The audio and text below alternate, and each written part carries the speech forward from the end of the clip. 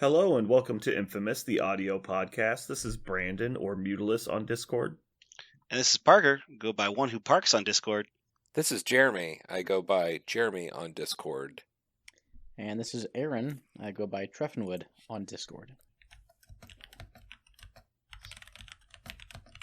I feel like we're all doing a bad job. Whenever I hear your name on Discord, Aaron, I feel like I did it wrong. I feel like yours is somehow like I'm pinky, changing. like the pinkies out of Discord names, right? Like it's cultured. Does that make sense? I'm gonna change. I'm gonna change my Discord name to Legolas. You should. That's okay. I'm gonna change mine to Omnis with no Nice. Oh my god. Omnis. Would that be a good troll or would that just be awful? I'm gonna be Omnom. All right. Well, quick announcements. In 1 hour and 10 minutes, Aaron's gonna lose a bet. Oh no. I know not of what you speak. Like Aaron, seriously, I offered a bet and you refused it. So that's not true. prove it wrong. I got a record right here. It says you bet 5,000 episodes of probation. Sure. That Crisis Pack would be out by 11 p.m. today. I want the audio log from the cast. Oh, I can cut it up. Don't worry. I'm sure you can. Did you guys listen to the thing I cut up as a joke? Yes. Mm-hmm. Very cute. Mm-hmm. All right. But yeah, so Aaron lied to our fan base. Aaron's gonna have to officially apologize. Say sorry that he lied to them, saying that there was a Crisis Pack that was coming out. All right then. I guess I'm going to have to cut that up too. You have to go fishing somewhere else, bud. All right. Well, that's going to move us into our next segment, the news. News. Hey, news! Yes. News!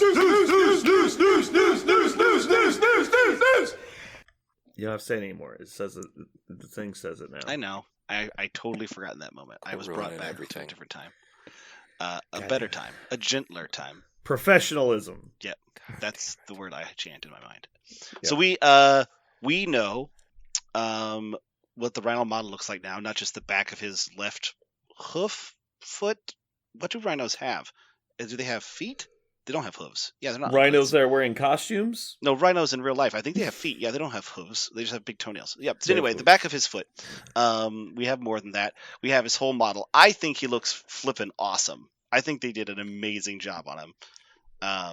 For those of you who haven't checked it out, you go to Marvel Crisis Protocols. You can go to their store, or you can go right to their Facebook, the Atomic Mass Games Facebook. It looks so cool.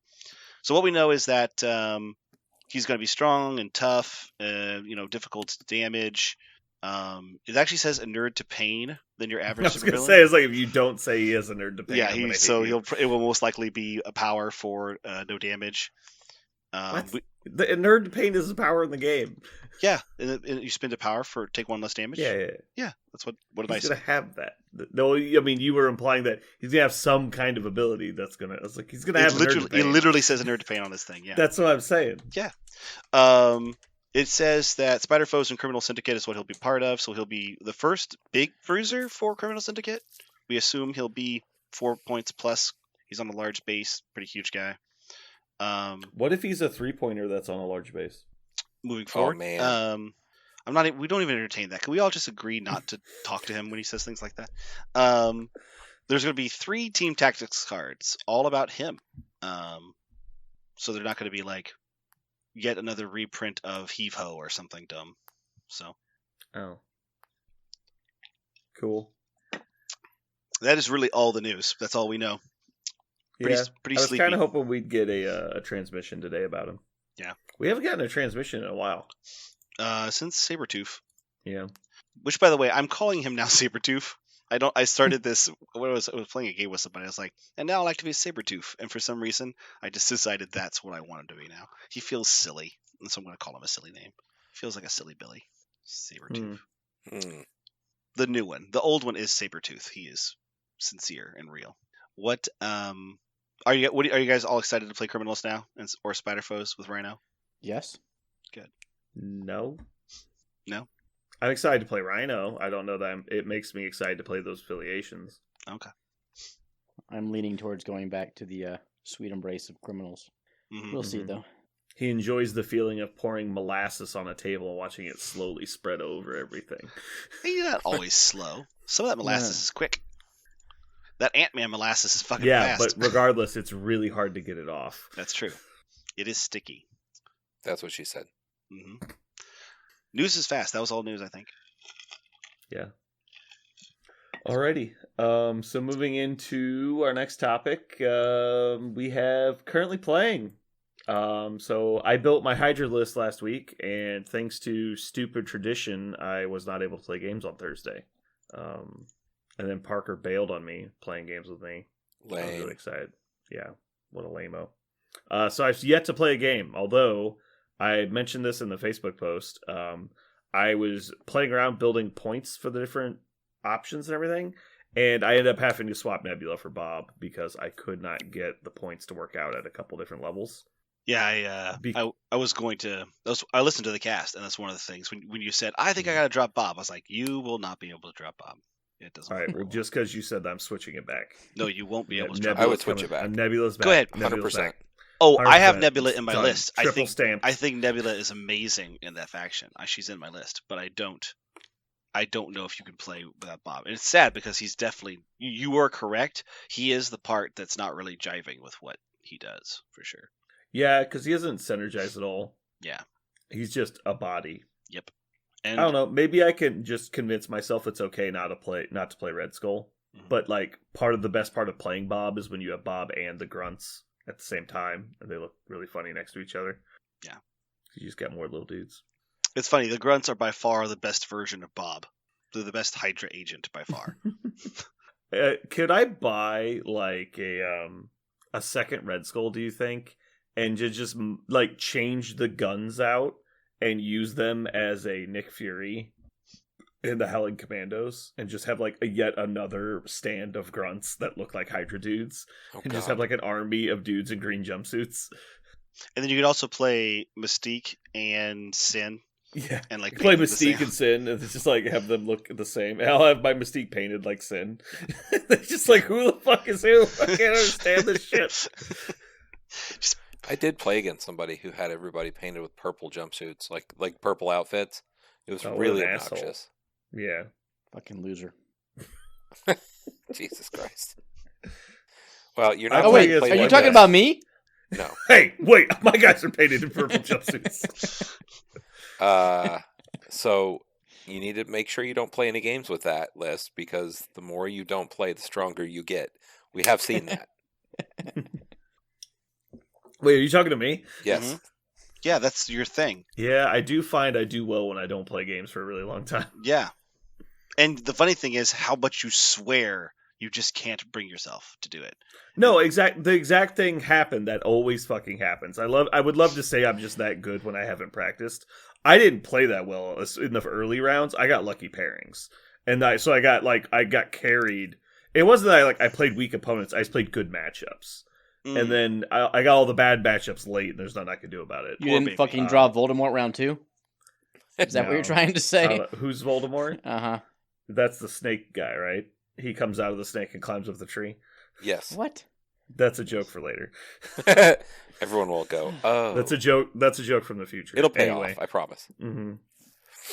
No, but no, yeah. So that's kind of what happened. But the problem was there was no pressure, right? Like it was the ultimate relax mode because I didn't even want to play that day. And Jeremy's like, "You gotta play." I was like, "Fine," because I only really went to play in the team tournament, and because I was already qualified, so I was like, "Fine, I'll get random practice reps and then not practice for another 2 months. It'll be great." And then I randomly win a bunch of games because I was not trying to win, which is the No. only time you get good matchups. Right, there you go. It's when you don't care. You drunken Whatever mastered happens, it. happens. It's perfect.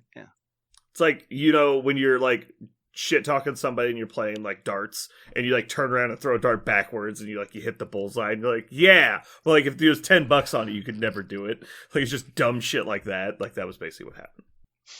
All right. Have you guys changed your list at all? I am now Nope. playing Guardians of the Galaxy again. I don't. That implies you play games. I got to play them already.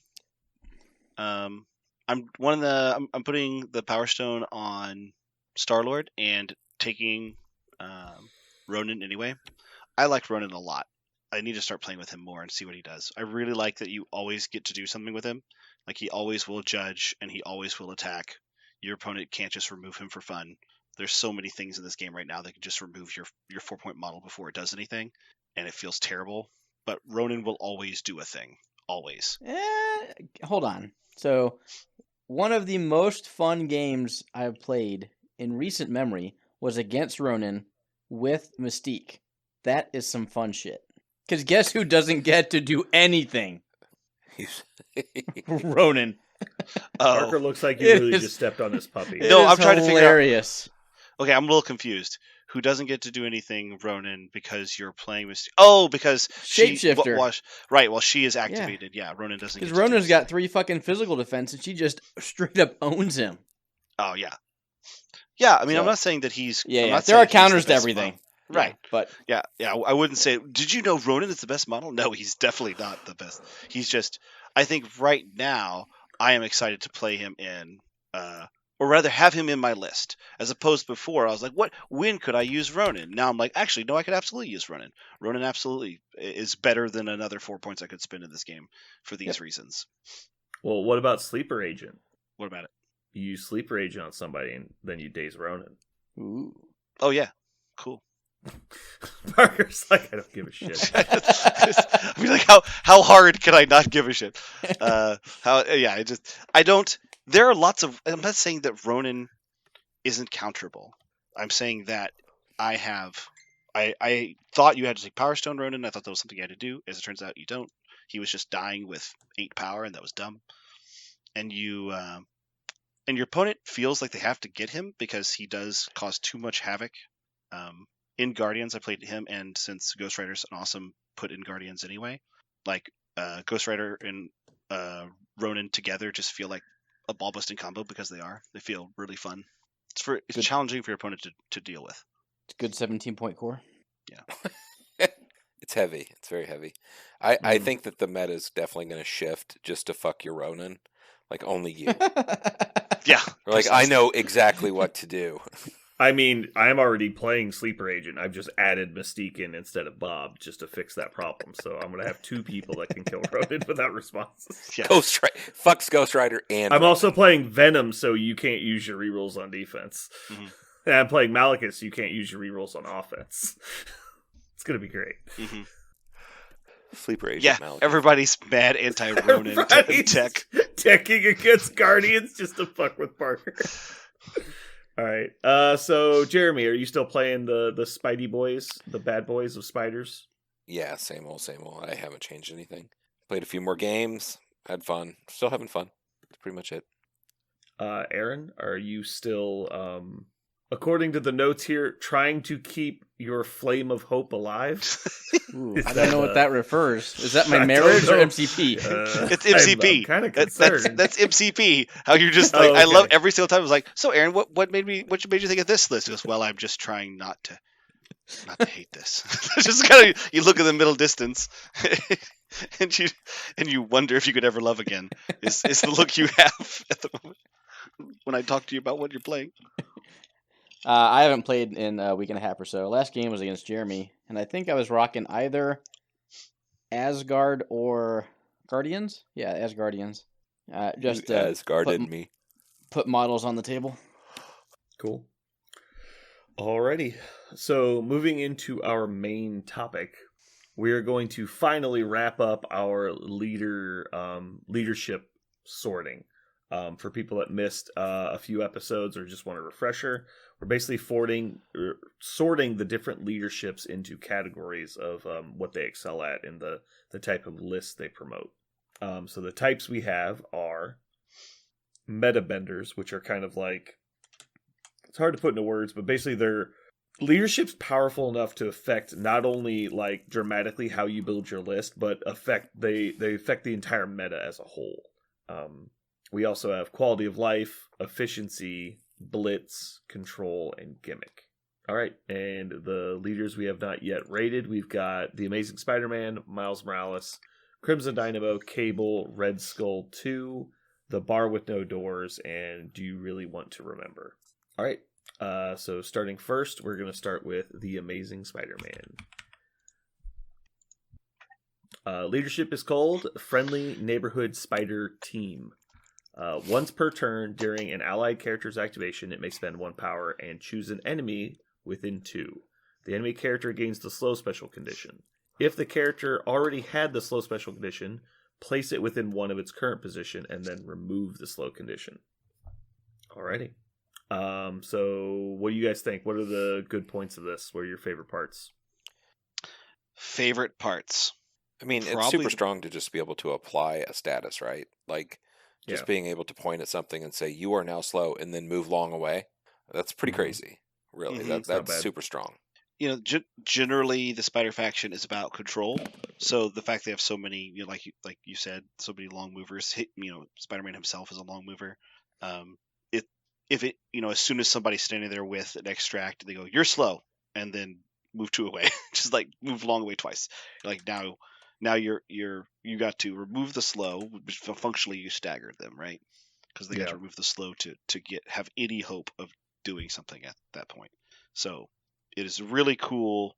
Whoop, whoop, whoop, whoop, whoop, whoop. You're just gonna skitter sideways after you slow them, probably. Mhm. For me, my favorite part is definitely to place somebody within 1 if they're already slowed. I love that it synergizes with other models that can apply slow, and so if you can get slows out there in advance, it's really easy to just start popping people around and getting them out of position or getting them closer. A number of things. Like we said, they're already kind of a control faction, and so just adding more control as a leadership power is pretty cool. It's really nice to do it's really nice to do it to somebody after they've activated. That's just like, nope, you're just slightly not where you wanted to be. It gets rid of slow, doesn't it? It When you removes the just slow place, if they yeah. get placed, yeah. That's why it's probably done. So giving them slow is probably better before they activate, and then if they've already activated and they're slowed, then it might be awesome too. I like that it works on both kinds of characters, right? You want to control somebody before they've activated, we'll give them the slow. You want to control somebody after they've activated, we'll place them 1. Both of those things are probably going to be more useful depending upon what their tokens are for activation. Yeah. I don't think we have any weird rule interaction things to cover on this one. What are some bad things about it? So I've heard, even though I never played them, Web Warriors are relatively power starved. So this is a leadership that wants more power and gives them more control. I'm not sure. So first of all, I think it's good and solid, but there's a significant drawback in that you are tripling down on what you do best in exchange for resources you already don't have much of. Strong agree. I think that's a really underappreciated that a lot of leaderships don't cost power. And so the fact that this one does in a already semi-power starved affiliation, that's pretty big. Mm-hmm. Probably why we don't see this guy more often. Yeah, I feel like this one it's kind of like second verse worse than the first, maybe a little bit, because a lot of their characters in the faction already have premium push and pull abilities. The pull abilities usually cost 2 power, but they move things much further and don't require you to already have another condition on them. You can just do them right then. Having that proaction is so important. And then also, a lot of them have attacks that throw or push, and so they're actually gaining you power rather than spending you 1. The economy of this is really negative. I think you can play somebody, but I think by far the thing that it's good for is probably the slow. It's going to help you with exactly being tracked down, but with extracts. It's not that the other one is not good or not impossible to use, but I think the slow is probably the one that gets used the most. One other problem with that, though, there are already so many characters that have slow or giant bases, and they didn't care about being slow anyway. Like, there's so many times where you're just like, okay, I could put slow on them for a power, and it does absolutely nothing because the character is the Juggernaut or the Hulk or doesn't need to go that far. Like there are lots of characters in the game that don't move. They just stand there and shoot, right? So it does nothing against turrets unless you can push them also. I feel like if this a power was designed in like today's meta and like with the understanding we have, I feel like it would say something like when you deal damage with an attack, they gain slow, and then you can spend a power to place them and remove slow, something like that. It wouldn't cost power on both ends. Yeah. But I will, Anyway, go ahead. I will just real quick close with, I think this is actually a very varied leadership in that initially I don't think you're going to get a lot of work out of it, but I think the skill cap on this leadership is higher than it may initially appear. Because you're going to learn when to and not to use the leadership. It's not every time, right? Just like Black Panther. Yes. You don't spend free rolls every time. So in this case, knowing how to effectively move other people's models, as Parker said, when they're done activating, so you can score points, etc., is going to take a little finesse and probably a lot of games. So I don't think this is while the leadership is very straightforward, it is not a pick up and use at anything close to peak efficiency at the very beginning. So I think it's a really good leadership, but it's going to take a lot of time and practice to get reps in with. Yeah, to know when it's worth it, when it's not. Fun story, I actually think that this is probably the most opportunistic leadership to use with versatile strategy, because you can start with Miles, which is a low opportunity cost because he might even be in the list anyway. Start with Miles' leadership, who tends to play pretty aggressive and get damage on him early. And then, in the middle turns, play versatile strategy before Miles dies. Make Peter your new leader, and which is the time period when his leadership is best anyway. I will concur. I don't hate that idea. That's kind of cool. That is a cool take. That is one of the first times I've heard of that, not just being a meh, but probably a stupid gimmick. Yeah. Yeah. Because when you're on your backside, it's probably really useful to give somebody slower and have plenty of power to do so. So yeah. Yeah, because generally speaking, at that point in the game, you'll have more power to utilize, and it'll be more important to place people within range 2 of you 1, right? Like in the early turns, they're not even that close to you, so who cares? So sorting him, my vote is for control. I think this is our first control leadership. Yeah, strong agree. Yeah. Yep. Agree. Alrighty. Where did we end up putting Sin? Trash can? Random. Sin in. We put her in gimmick. I argued for control, I think, and you guys overruled me. Anyway, moving on. We have Miles Morales. And before I read him, I'm going to get... actually, Parker, I'll let you read through this leadership. I'm going to grab a drink. Sure. Find him on the list. So Miles Morales has great responsibility. As a side note, I love the Web Warriors leadership names. Friendly Neighborhood Spider Team and Great Responsibility. It's perfect. But Miles' affiliation leadership gives all allied characters the ability to reroll 1 defense dice. Additionally, they may modify and reroll skull results while they are holding or contesting an objective token. A little point of note there, they have never kind of brought this in line with some of the other newer versions of this, so that right now they can modify and reroll any skull results while they are holding or contesting an objective token, including offensive ones. In general, they can modify and reroll skulls if they're near or contesting, holding or contesting a token. It's a good. Yeah. All right. So it was important that you brought up the you can always reroll any skulls for any reason. Mm-hmm. I think this falls under the it's only when you're modifying your dice, though. I can't remember how that all shook out on the forums. But when you're rerolling dice, you can reroll skulls, but I don't think opponents can force you to reroll skulls. Not that it would matter on Miles specifically, but let's say, for example, you had Scarlet Witch. They couldn't make you reroll your skulls. Right. Yeah, it sounds pretty specific. Allied characters may reroll. Additionally, they may, referring to allied characters. Because this was like the Venom thing. Is like Venom's attacking you. You can't reroll your dice, but Venom is a spider foe, so he can reroll your dice. Mm-hmm. This is just like generally, we're only talking about positives, right? Yeah, first, and Yeah. then we can move into The like biggest downsides. positive, anybody who has, the blanket, I can reroll one attack or defense dice. Of course, a lot of the spider characters have spider sense, which is just in defense, but we now have 2 different strategists in the game that is, bubble of rerolls on offense and defense. We have several assassins like Deadpool and X-23 that just Craven, they just reroll on attack or defense. So, really quickly, your defensive stats are not 3-3-3 or 4-3-2. They're functionally +2, especially if you start rolling crits in there, and you're also re-rolling those skulls with your characters that are contesting. So, you make functionally much bigger defense pools, which aren't impervious, but they are not nothing either, especially when you start stacking it with other effects. Yeah, rerolls are good. Anybody have anything else positive to say about it other beyond the obvious? Nope. Cool. So for downsides, it's more eggs in one basket due to who's affiliated with you a lot of the time. So you've already got all the people's spider senses affiliated. Compounding more and more defensive rerolls on one roll is diminishing returns. First of all, you have a small dice pool, generally speaking. You might have already succeeded on a lot of your dice, so you're not rerolling the full quantity.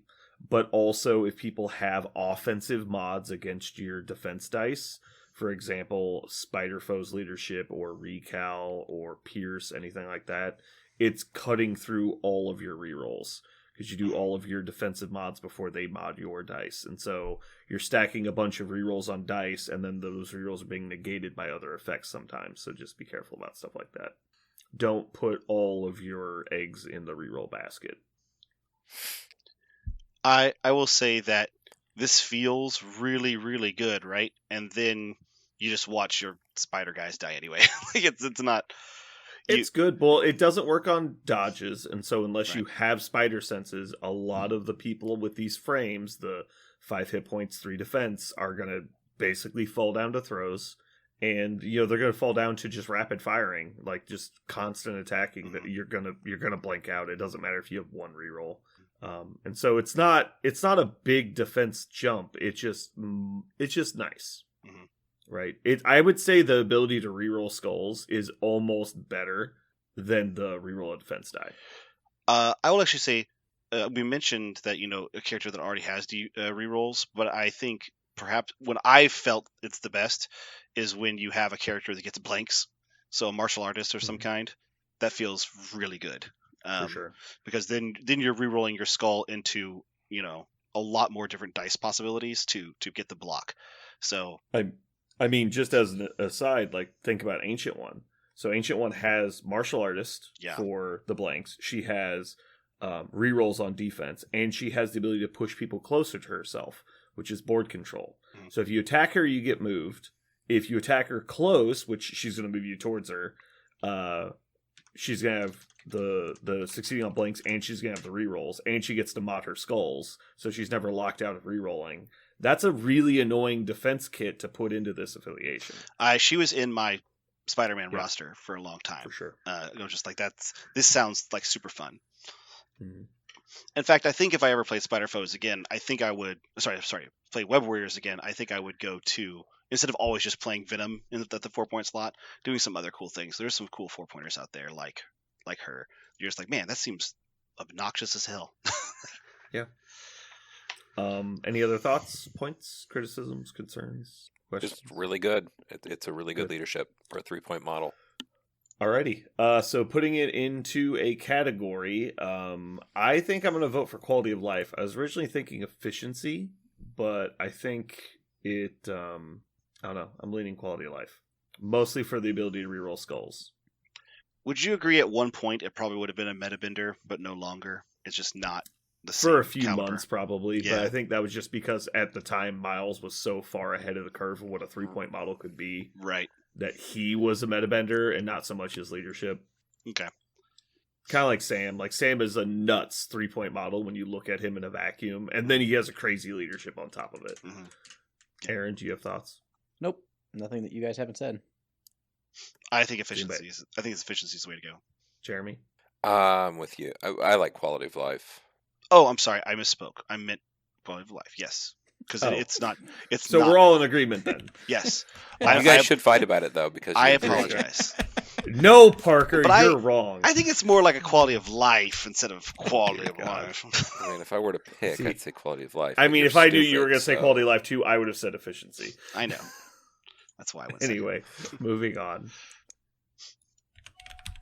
The unfortunate character that's been added to one of my rosters that I am upset about, the Crimson Dynamo. You could do something about Dmitry that. Bukharin? Bukharin, yes. Bukharin. Mhm.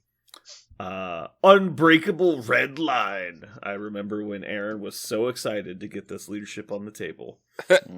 At the start of an allied character's activation, it may remove one special condition. That is good. Moving on. When an allied character is contesting a secure objective and would be pushed, it may roll a die.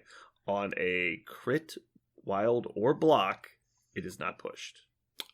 Okay. It's great, but random. I love that there are characters in the game that can't contest objectives that you could put in your list that would just not get the second part of the leadership. So weird. You're like, look at my honey badger not do Honey a thing. Badger, Nebula, and Injured Wolverine. Yeah. Okay, good things. Obviously, removing negative effects is good, but it's situational at best. It is cool. It's one of the only ways in the game to remove stagger. That's pretty cool. Stagger Mhm. doesn't happen. Super strong when that happens. Fun rule interaction is it says when you would be pushed and you roll the die and you succeed on the die roll, you are not pushed. So let's say, for example, Peter weblines you and you make the die roll. You're not pushed. He can just webline you again. Because webline specifies you can push each model only once a turn. Not you can use it on somebody once a turn. That And is so cute. he can keep weblining you until you fail the die roll. I'd be so mad. I would be- just fun interaction for people that don't know. If you indomitable a webline, they can just webline you again.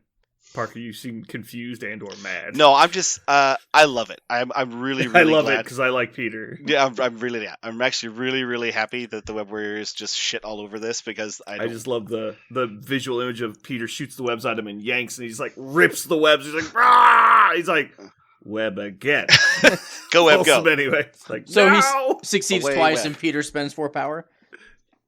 Yeah, Okay. but that's not very likely since it's a 3 in 8 chance to succeed once. Well, then, if Perrin's playing, that's like super obvious. It's going to happen every time. I mean, he would roll so well that he'd crit the first roll and roll into a wild to automatically succeed the next roll. That's how optimistic Perrin is on the die rolls. Yeah. It's going to bank these successes for my next. Yeah, exactly. God. So I still like the leadership. I think the team brings it down, but the leadership is half of Asgard, right? The removing conditions, but Yeah. better because it's free. No power. Yeah. And I love the fact that the can't be pushed is situationally screwing with your opponent. You're like, oh, I'm going to move Panther, pounce, and push you off the point. Now your opponent's like, well, shit. That's what I would want to do in every situation, but I'm playing against you, and all I want is the push. But 3/8 of the time, you're going to give my entire Black Panther's activation the middle finger. Yeah, that was going to bring that up if you didn't. The thing I love about it is not that it gives you a 3 in 8 chance to defend a push. It's that your opponent is going to not go for those opportunities like 30% of the time because it's not situationally good if it fails. And so, yeah, I'm pretty happy with that situation. I think his leadership is really underrated. It doesn't sound great when you just read it, but I think it's actually pretty good. The reason people don't... So there are leaderships you build a team around, and then there are leaderships that just benefit your whole team. And this is the second one. So it's not sexy, it's not exciting, and like I said, it's just let down by the affiliation. But I still think it's... Yeah, unfortunately, they just have, like, I don't know, their faction's just bare of, like, really good 4-pointers, you know? Just barren. Come on, Jeremy, you got to giggle at that one. Listen, if you can put Cocaine Bear in your list, you just do it. I feel like Cocaine Bear, you just double all of his dice rolls. Oh, man. That's Whatever results he rolls, you double He's it. going around eating cocaine. That's actually my comment was going to be we could have had Cocaine Bear. Instead, we have this bullshit. Yeah. So I don't know. I think his leadership, like I think along the lines of what Aaron was saying, is a rising tide like raises all boats kind of situation where it's like I've just built this list that's affiliated with this faction, and I'm using this, and then I get this leadership bonus that makes everything better. Like it's not why I built the list, but it's it's a product of it. If we're just ranking leaderships and not the factions you have to play with them, then this ranks pretty high. Well, we're not ranking, we're sorting, but yes. Yeah. I meant that literally. I know we're also. I wouldn't So call it is- top tier, but it's either average to slightly above average. A 2 on the Aaron scale. I of love justice. how I specifically say we're not rating, and we haven't been rating this whole time, but because Parker said it, we're going to rate it. I am, really influential. So I don't think we can call this efficiency, right? Because it doesn't make your list do anything better. It's like a protective shield against certain things your opponent can do. So I think it has to be quality of life, right? You just don't have to deal with it those times. Yes. It's not control. I mean, you control where your models are at. You control like the fact Jeremy, that I will you. drive to your house and beat you to death with a Sorry, fucking the cocaine bear had me loose. I've been loose. I'm loose tonight, guys. Sorry. He loosened him up. All right. Next up, we have Cable. Wetworks. Each allied character may reroll 1 die in their attack rolls once per turn. Ta-da! It's probably the shortest verbiage of any leadership. I like it. I understand it. I understand. I understand what they're getting at. Are you picking up what they're putting down? I am. And moving on. Can we rate it now? Are we there?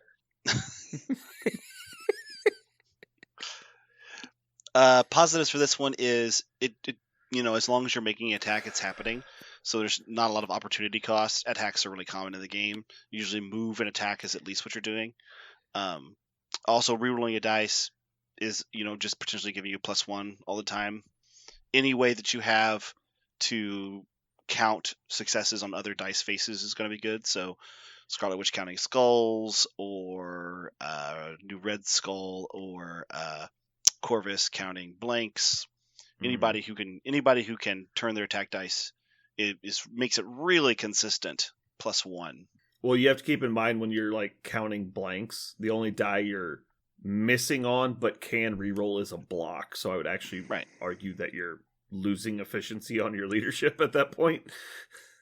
You mean another leadership would be better? Maybe. We all know there's a better leadership than this that does the exact same fucking thing. Yes. But my point was just being that if you hit on everything but blocks and skulls, and you can only re-roll the blocks, what the fuck is the point of the leadership? I'm not telling you that's great. I'm not telling you you should really shell out for Red Skull or Corvus Glaive. Right. I'm just pointing that out. Yeah. It's like I would be so worried about including someone like Red Skull or Corvus in the list that you'd just be wasting the leadership anyway. So here's my takeaway with the leadership is what it really boils down to is you will do 4 extra damage throughout the course of the game. Total? Yes. Sign me up. Okay. Yeah. And where's the math coming from on that? So I'm assuming no attacks round 1 because your opponent's relatively smart. I'm assuming. Well, hold on. You have a guy who can place and shoot range 5. Fine. So you're one. You're gonna get some. Yeah. The guy it comes with is definitely shooting round 1. And then I'll assume you're getting at least 4 attacks each turn, rounds 2 and 3. 4 characters making attacks, because that's all you get once per character. Right, because it's maximum 1 per character, yeah. Right. So with a approximate 50% chance for that reroll to turn into a hit, those 4 attacks per turn turn into 2 hits per turn, and the game is probably over by round 4. So decided at least. Correct. So in terms of impact on the game, you're going to get 2 extra damage to on round 2, 2 on round 3, maybe 1 on round 1. So we'll call it 5.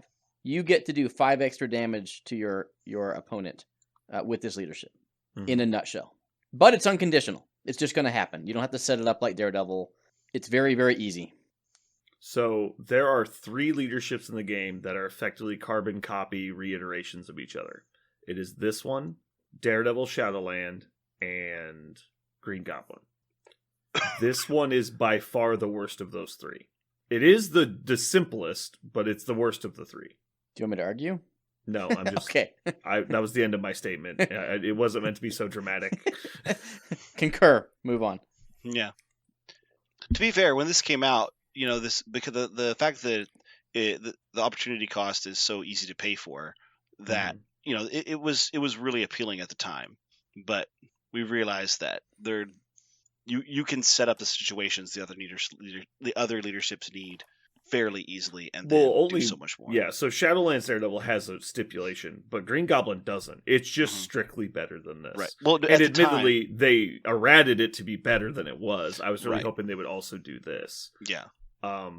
The problem I have is their affiliation is filled with fucking melee characters, and then on top of being melee characters, you can only get it once around, which means most of their fucking characters only get to use leadership 2, maybe 3 times a game. It's like, really? Like, come on. I don't think Cable's a bad character, because I know Nigel's gonna fucking roast me for this. But I think he's a bad leader. I don't think he's a bad character. Mm-hmm. I think he's fine. Like, his kit works, he does good stuff.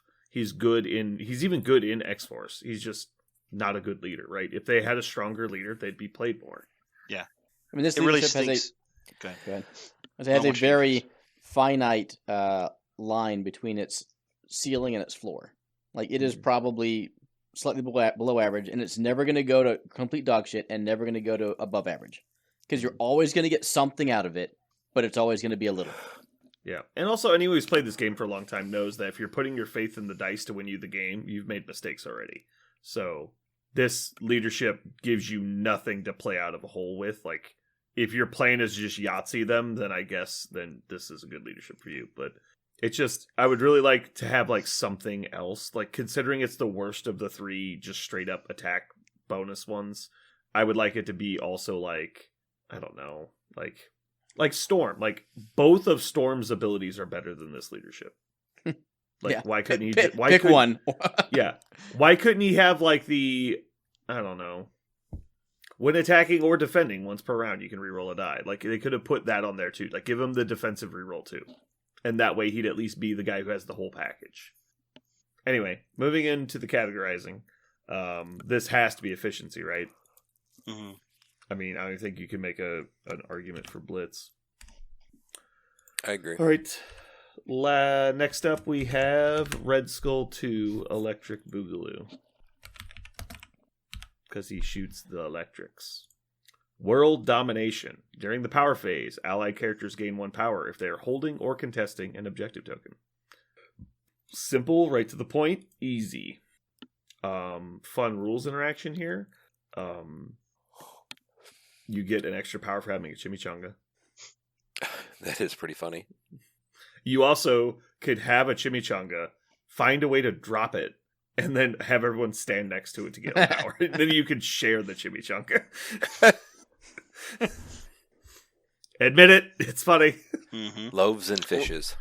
That's that move. You can also start the game with extra power on a D deployment with a large base. That's true. I like this a lot. This is a good one.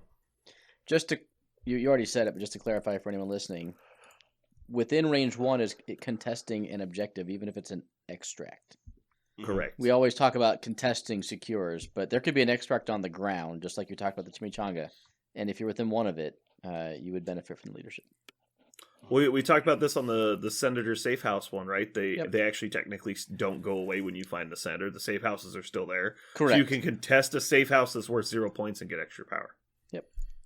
On the Researcher, the back points that you're trying to bring him to, they also the count. evac points. Yep. Even though they don't do anything unless you bring the Researcher there, they do count as things to get you points or get you an extra power.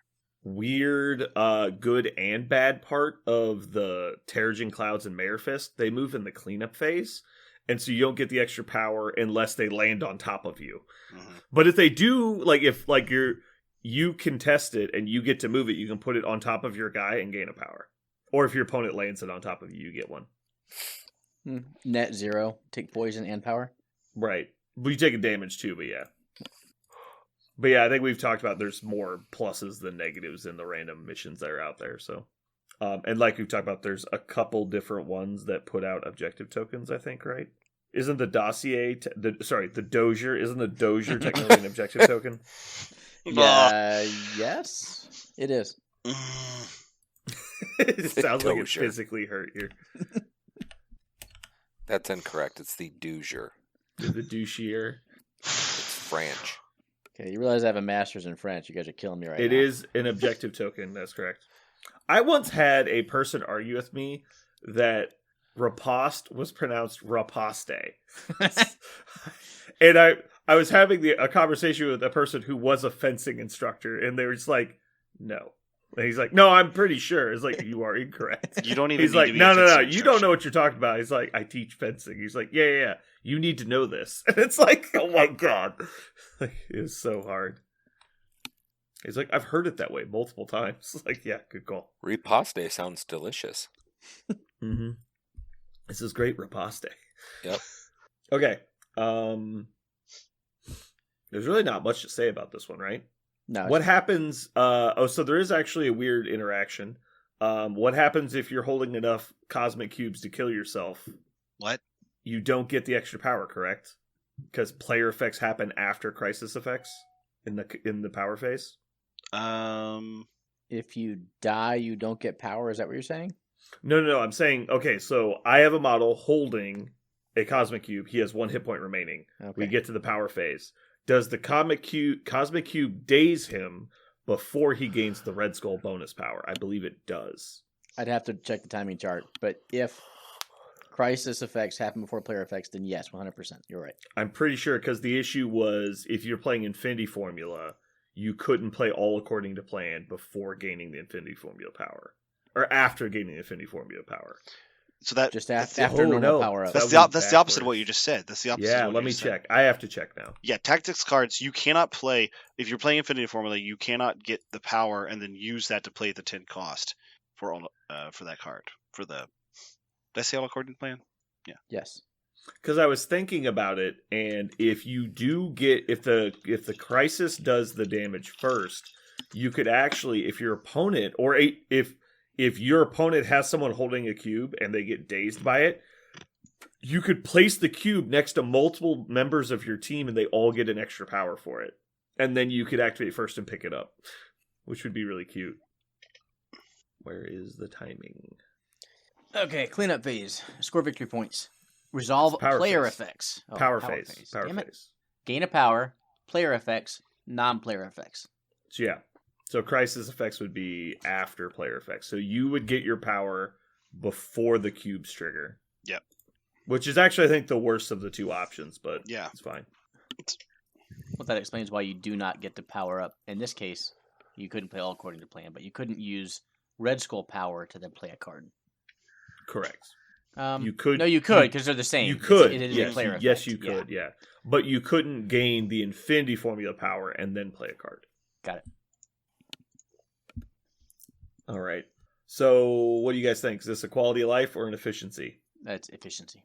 Yeah, I think because you Yeah. can, it's just making what you're doing better. Like, you're already contesting points. Concur. Next up, we have the Bar with No Doors, one of my favorite leaderships. So this is going to be a lot of words. For people that don't know, they have a tactics card leadership for the convocation of, and the leader can spend a power each turn to flip it over, and it comes out of your 10 tactics cards, but does not take up one of your 5 squad cards. The first one, Moons of Munapar. I don't know how to say that word. Munipur. Yeah. Munipur. Yeah. When an allied character makes a mystic attack against a character without an activated token, it may reroll one of its attack dice. When an allied character without an activated token makes a defense roll, it may reroll a defense die. So it only applies to characters that don't have activated tokens. So when you're attacking someone without one, or if you're being attacked one and you don't have one, you get to reroll one die. On offense, it's only if you're making a mystic attack. The other side is Circle of the Cosmos. When an allied character suffers damage from an enemy effect, after the effect is resolved, you may place it within one of its current position. A character can be placed by this leadership only once per turn. Alright, so good things about it.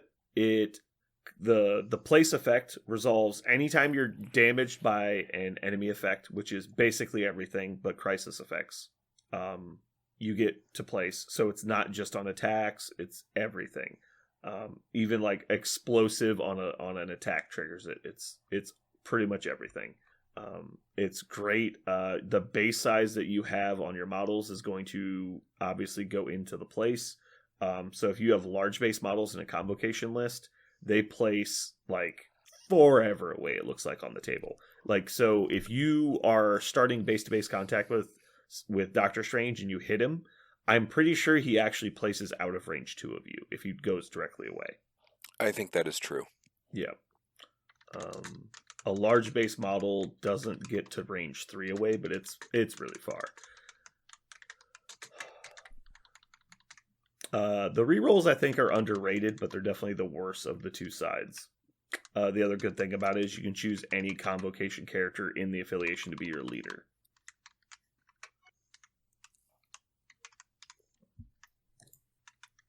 Anybody have anything to say about this leadership? Really, really good. It is good. Again, like it. I love leaderships that influence your opponent's decision-making construct, and this does that.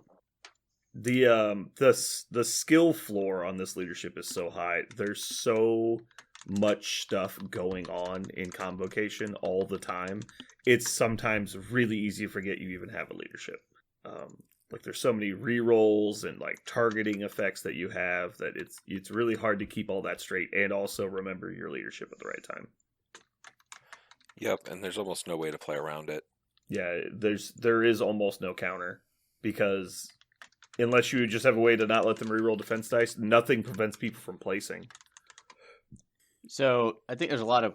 This is another one with like you talked about the ceiling being so high. Yeah. There's a lot of shenanigans you can do with this. For instance, I'm going to attack you. Great, Toad. Toad's going to place with the leadership. Then he's going to slip. He's going to place towards you, and then slippery onto the point. Yeah. So Toad just moved instead of this. Oh, you attack me, I get to move back. Instead, I'm gonna like double medium move forward. Like what the hell? My favorite is you hit Hood and Hood transforms and then places from the leadership, and he's in his demon mode, and so you can place him in like weird spots because 2 range 1 places is so far in these weird spots, and then he shows up with damage reduction. So if you only do 1, he generally places forward, and if you do like 3 damage, he places backwards, like out of line of sight. The other thing you can do a lot is put your models on top of terrain, like kiosks and stuff, because almost all of them have flight. And then when they attack you, if they do damage, you just place behind it, and they can't see you anymore. It's really hard to double tap their characters. Or at minimum, you place 2 in cover. Yeah, you have to be really careful when you're learning how to use it, because you have to think about where you put your models in a whole new way. And not just to like take advantage of the leadership, but not to put yourself in spots where you can't use it. Because sometimes you'll like put a model not within range 1 of a piece of terrain, and so you can't quite place on top of it or like behind it or something, and so you end up having to stay on top of it or in front of it, and it's really weird. So you have to always be making sure you're placing like noticeably within 1 of a piece of terrain, so that way you can get over or in front of it or whichever side of it you're trying to get to. It gives you more options. Yep. Oh, I don't even know how to sort this one. This one's so crazy.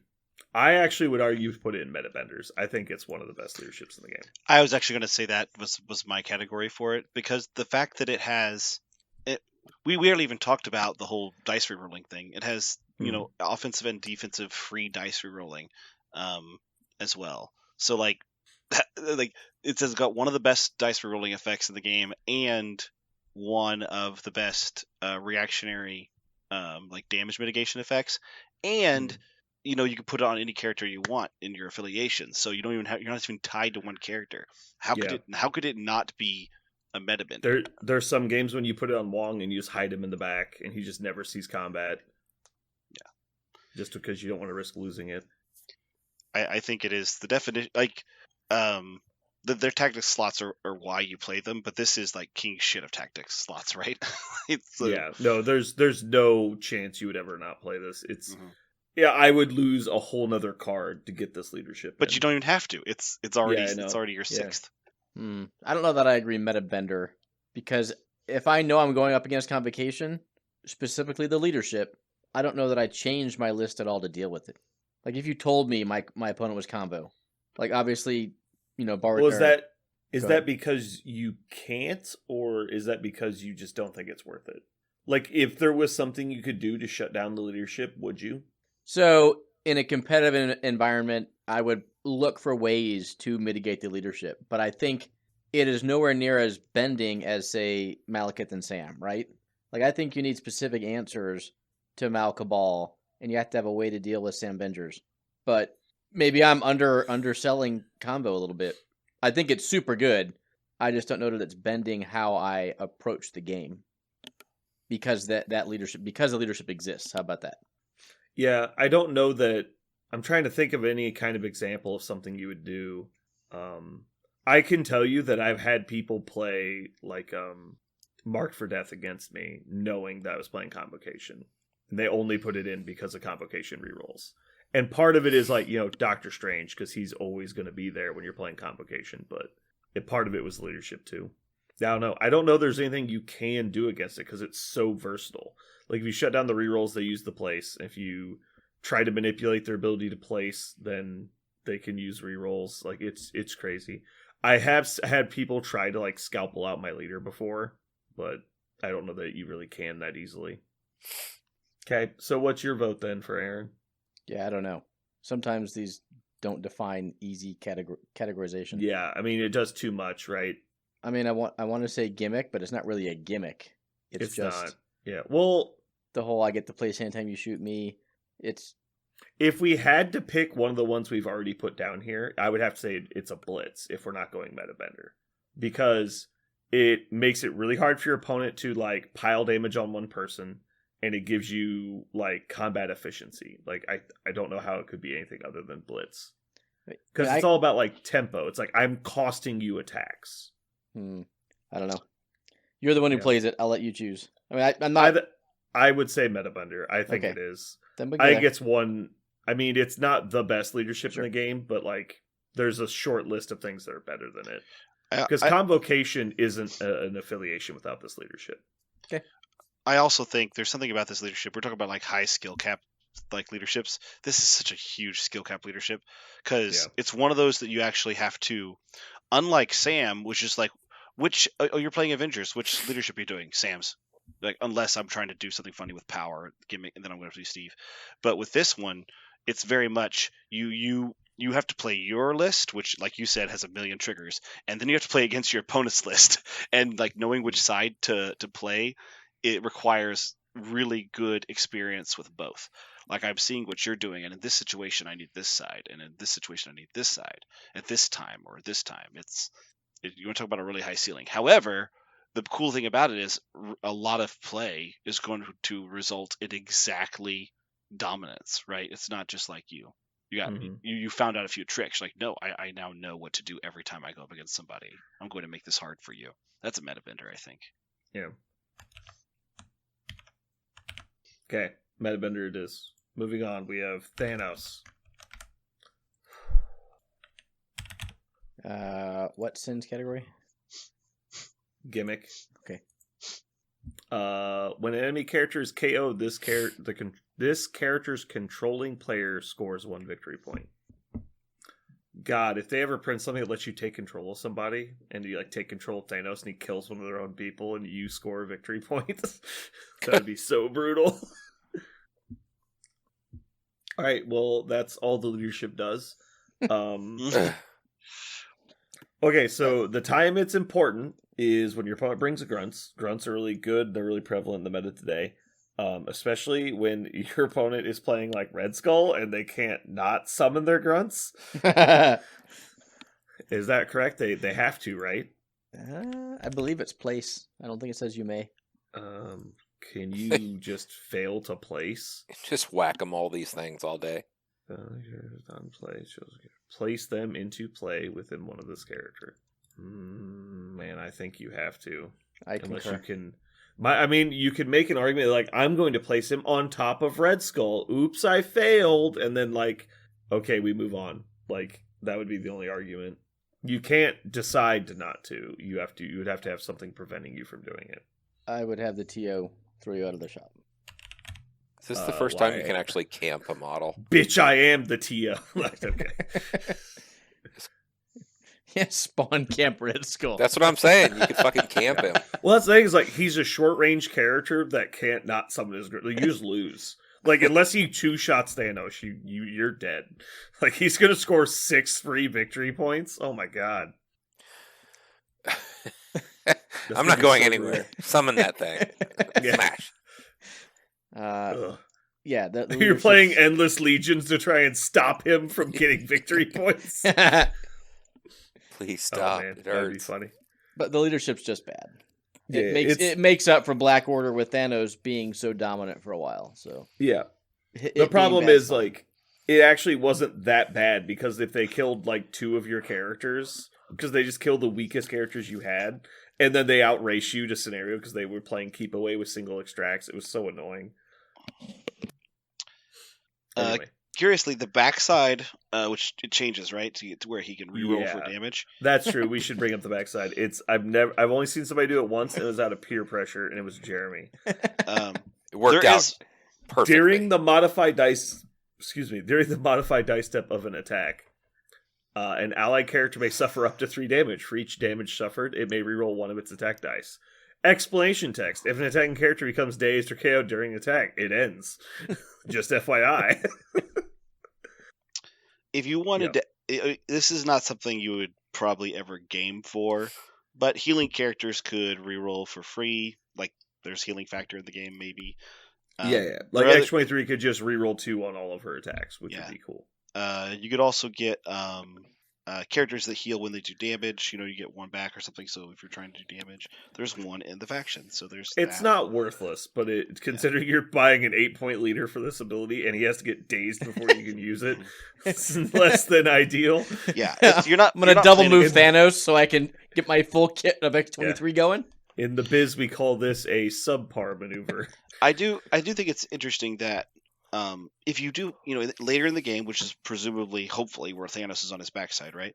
In turning your health into an advantage, because it often comes down to like single activations, right? Single actions at the very end. You get Like, to the end of the game, you're like, well, if Thanos kills Malekith right here, I probably win the game. And so Right. it's like, we're putting everything on this. right, turning your at that point, that 3 health doesn't matter anymore because if you have the first activation, and this is key, your health means nothing. It should turn into dice.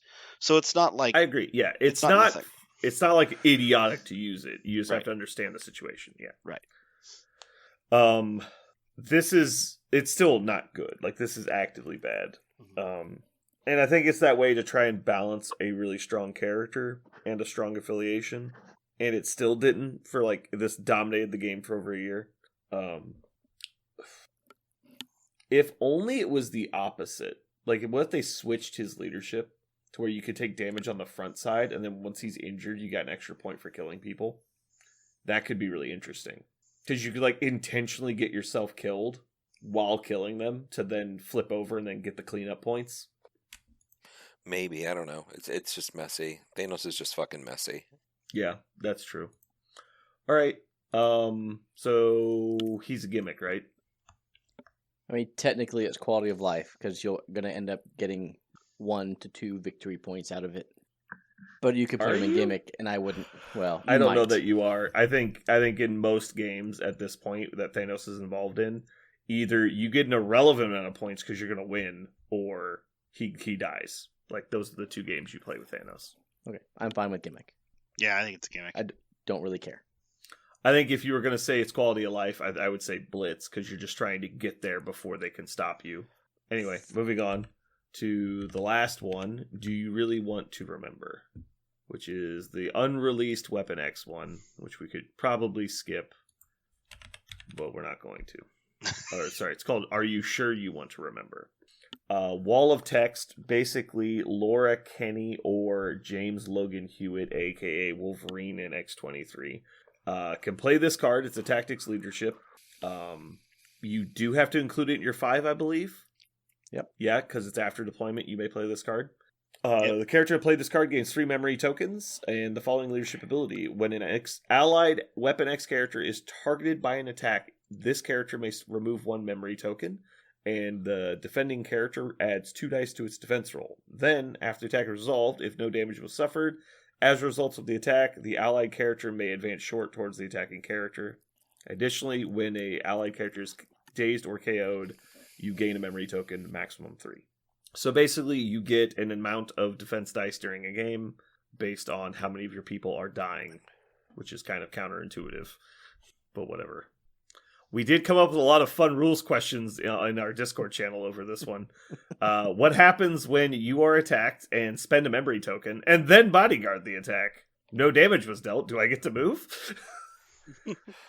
Yes and no. Yes and no. You The get to move the to bodyguard gets somewhere to move. else. Yeah. The bodyguard gets the move. The What bodyguard happens can when- move. Well, no. Okay, so let's see. An allied Weapon X character. I wonder if Colossus is going to be in Weapon X. Probably not. Highly doubt it. I'm trying to think of other weird shit that could happen now. We all agreed that, and I don't know if this has been ruled on or anything, but we all agreed that it was no, you don't get to move. Correct. Yeah. So how valuable is, we'll say, we're averaging 10 to 12 extra defense dice during a game? If it was that important, Cable would be played more, I can tell you that. So Like this Cable. leadership is just strictly worse version of Guardians, right? Yes, it's strictly worse Guardians. Because they get way more rerolls per turn.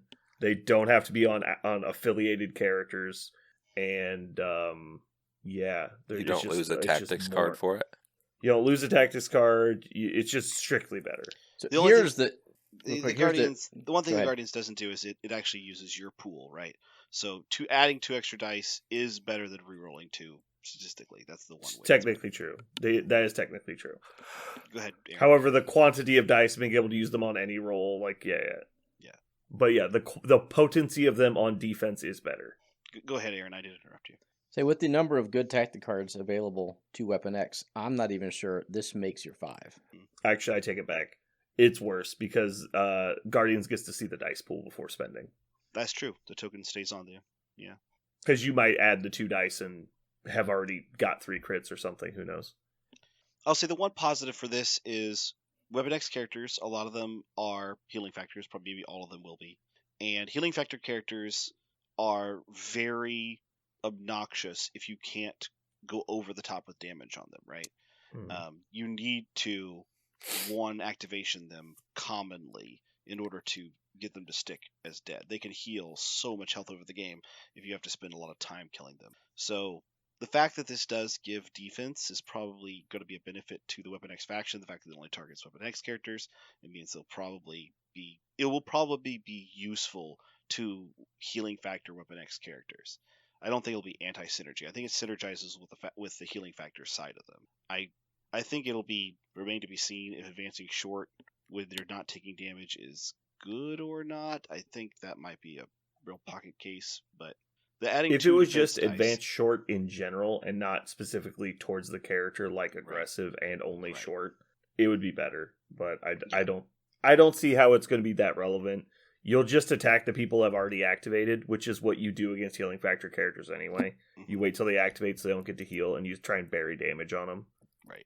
I'm not saying that this is a strong leadership. I'm Yeah. just saying that I think in Weapon X it will do a thing, but I don't know if that thing is worthy of a tactical slot. Yeah.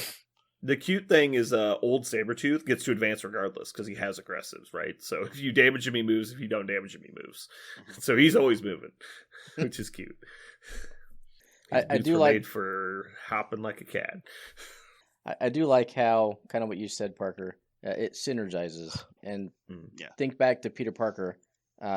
It doubled down on what Web Warriors are already doing, but Weapon X is all about killing, right? Yeah. We're just gonna go ham, and this maybe helps them stay alive to actually do that. So they don't need help killing; they need help getting there. Right. They need help not being So- dead. So I'm not Um, sure it's good at that, but at least tries to do that. Mhm. In every video game ever, also, we can show you the math how a layered, diversified defense is always better than all in one thing. So Like, the fact that it's adding defense dice on top of high pools and lots of healing is good. Because you don't want to just have all you do is heal, because then you'll just get one shot and it won't matter.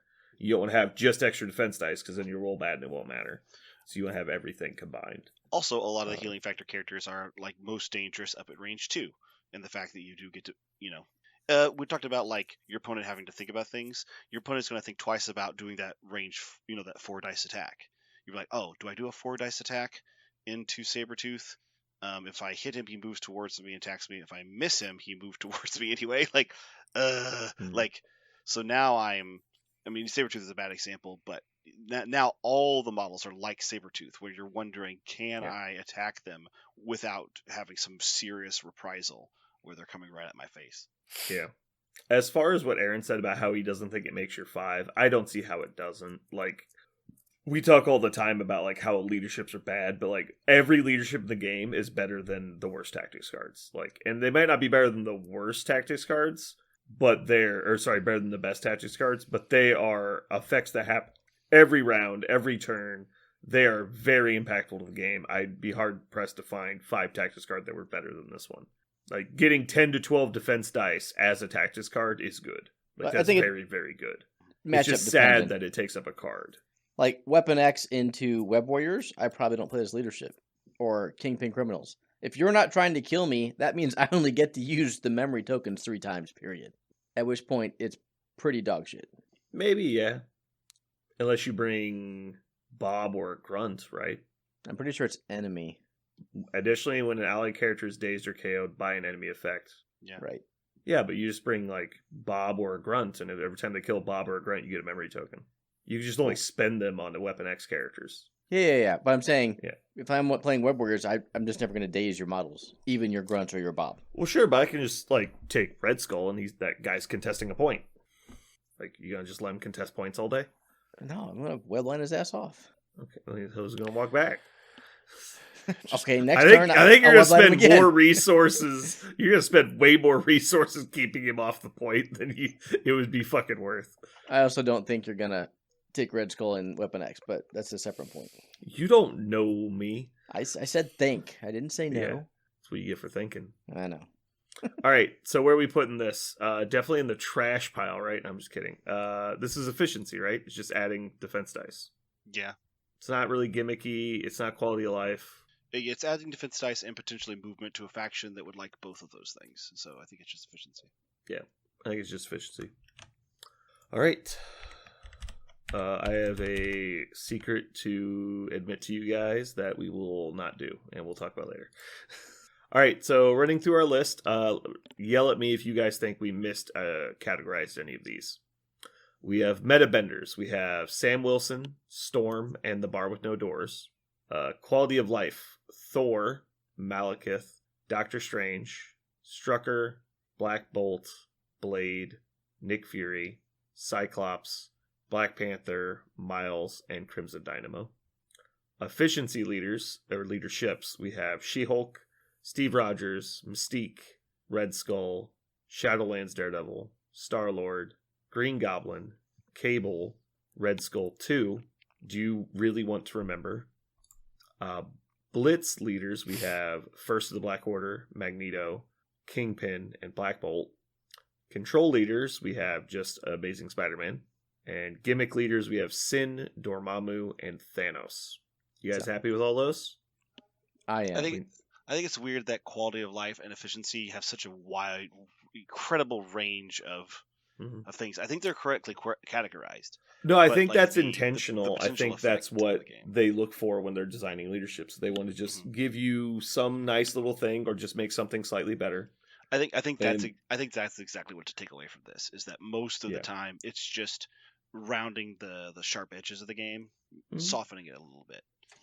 Not leaderships are generally game softeners. I think that's correct. Yeah. And if we can see here, let's just look at the things that don't fall into those two categories. We've got Sam Wilson, Storm, Kingpin. like these are problems, right? Like, these are not things we want every day. Mm-hmm.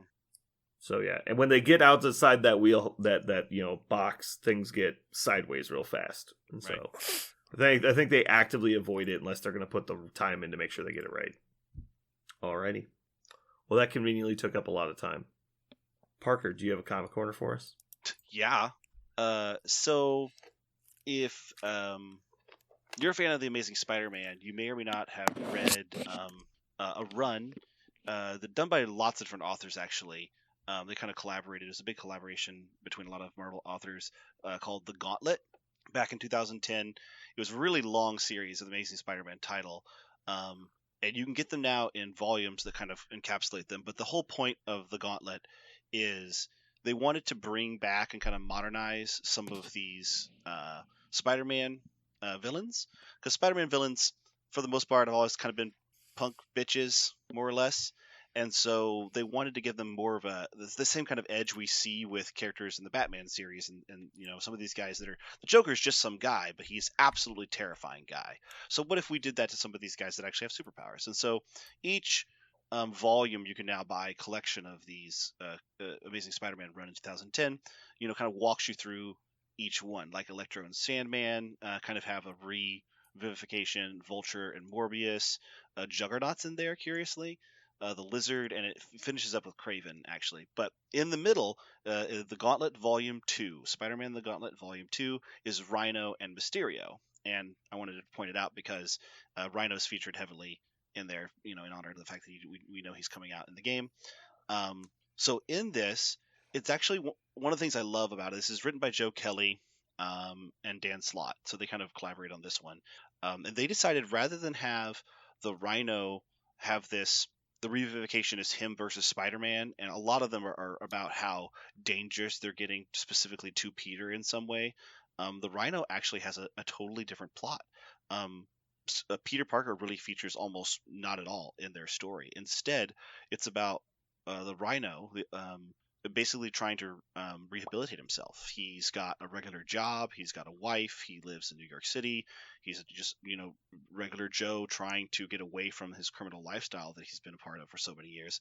And there is a new Rhino with a mechanized suit rather than a biological version. So this is a mecha Rhino, which is kind of a nod to kind of the new version of him we see in the MCU. And this new Rhino is a younger, fitter, genius Rhino, and he thinks the old, dumb, strongman routine is old, and he's going to make a name for himself by killing the original Rhino. And so, in Spider-Man: The Gauntlet Volume 2, we don't really see Rhino versus Spider-Man. We see Rhino of old versus Rhino new, and it's kind of a fight over the Rhino's soul, because he wants to desperately get away from this life full of violence and constant tragedy, and he keeps getting pulled into it by this man who wants to take his mantle. And so it's really fascinating, really well done. The Gauntlet is a great series in general because of how they just ask modern questions of these traditionally campy characters, but the Rhino one in particular is wonderful. So if you never knew anything about the Rhino and you wanted to read a really cool story, I recommend Spider-Man: The Gauntlet Volume 2. But the Gauntlet in general, the whole series, is just phenomenal. Cool. Last week, I assume you listened, but I tried to give them the rundown of the Jim Butcher Spider-Man novel. Yep. Did you ever read it? I have not got to read it, no. It's been like 3 years, man. Like, come on. I have so much to read, and a lot of it's just coming into my hands. I need to sit down. Mm-hmm. Well, I don't need to sit down. I need to just you need to stop playing Destiny and listen to audiobooks. I'm not going to... I have so much time to listen to audiobooks, but I generally just go on to documentary stuff on YouTube and I learn. Something I actually did because I wanted to read all the Invincible comics, and they're real. I mean, you can buy the entire omnibuses, all the omnibuses, but it's a pretty penny. But I found out that somehow, I don't know how they're getting away with this. Marvel, I'm sure DC would police the hell out of this, but there's a guy who just put every single one of them, every panel on YouTube, and so you can just hit play and it'll just slowly pan over every panel, and you could read the entire Invincible. So I've read. So that's what I did for like 2 weeks. Is I read all of Invincible slowly through YouTube.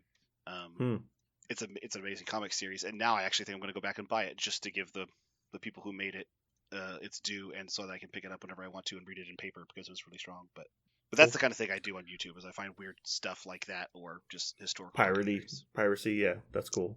You heard it here first. Parker is a fan of piracy. I was blown away. I hope that actually somebody stops. I hope somebody stops this guy. Yeah. Because it really blew me away that this. While this you is- gave him all the ad revenue of watching all of his stuff. Yeah. Someone Oh. really needs to put an end to this. I am Next. Watch next video. exactly the guy that will watch that and then go, "This is wrong," but I'm watching it. It's on YouTube. I will say this, however, I do know there are people that'll go out to like darker parts of the web, or like get it from Korea or China or Canada and stream stuff from other countries where copyright laws are weird because the internet is strange, and nobody knows how to police it like that yet. I refuse to do that kind of thing. I think it's less about the internet is weird. It's more like the imaginary lines we draw on the planet are weird. Right. What I mean is that Yeah, I know what you mean. lawmakers and regulators are folks who have no idea how this stuff works, and so they have no idea how to regulate it. So they just go. Well, just I hope nobody the steals." different governing bodies refuse to cooperate, right? Like Mhm. the Russian government will never like punish their citizens for breaking U.S. laws. Like they just don't care. Mhm. Anyway, moving on. That's going to wrap it up for us this week. Thank you for tuning in. Hopefully you had a good time. This has been Brandon, And Parker. And Jeremy. And Aaron.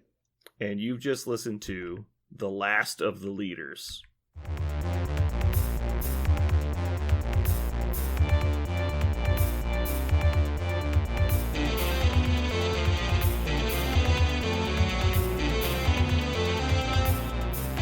So what are we gonna call this thing?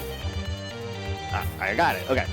Incredible, new, fantastic, astonishing, mighty, original, uncanny, sensational podcast. I'm just gonna put down infamous.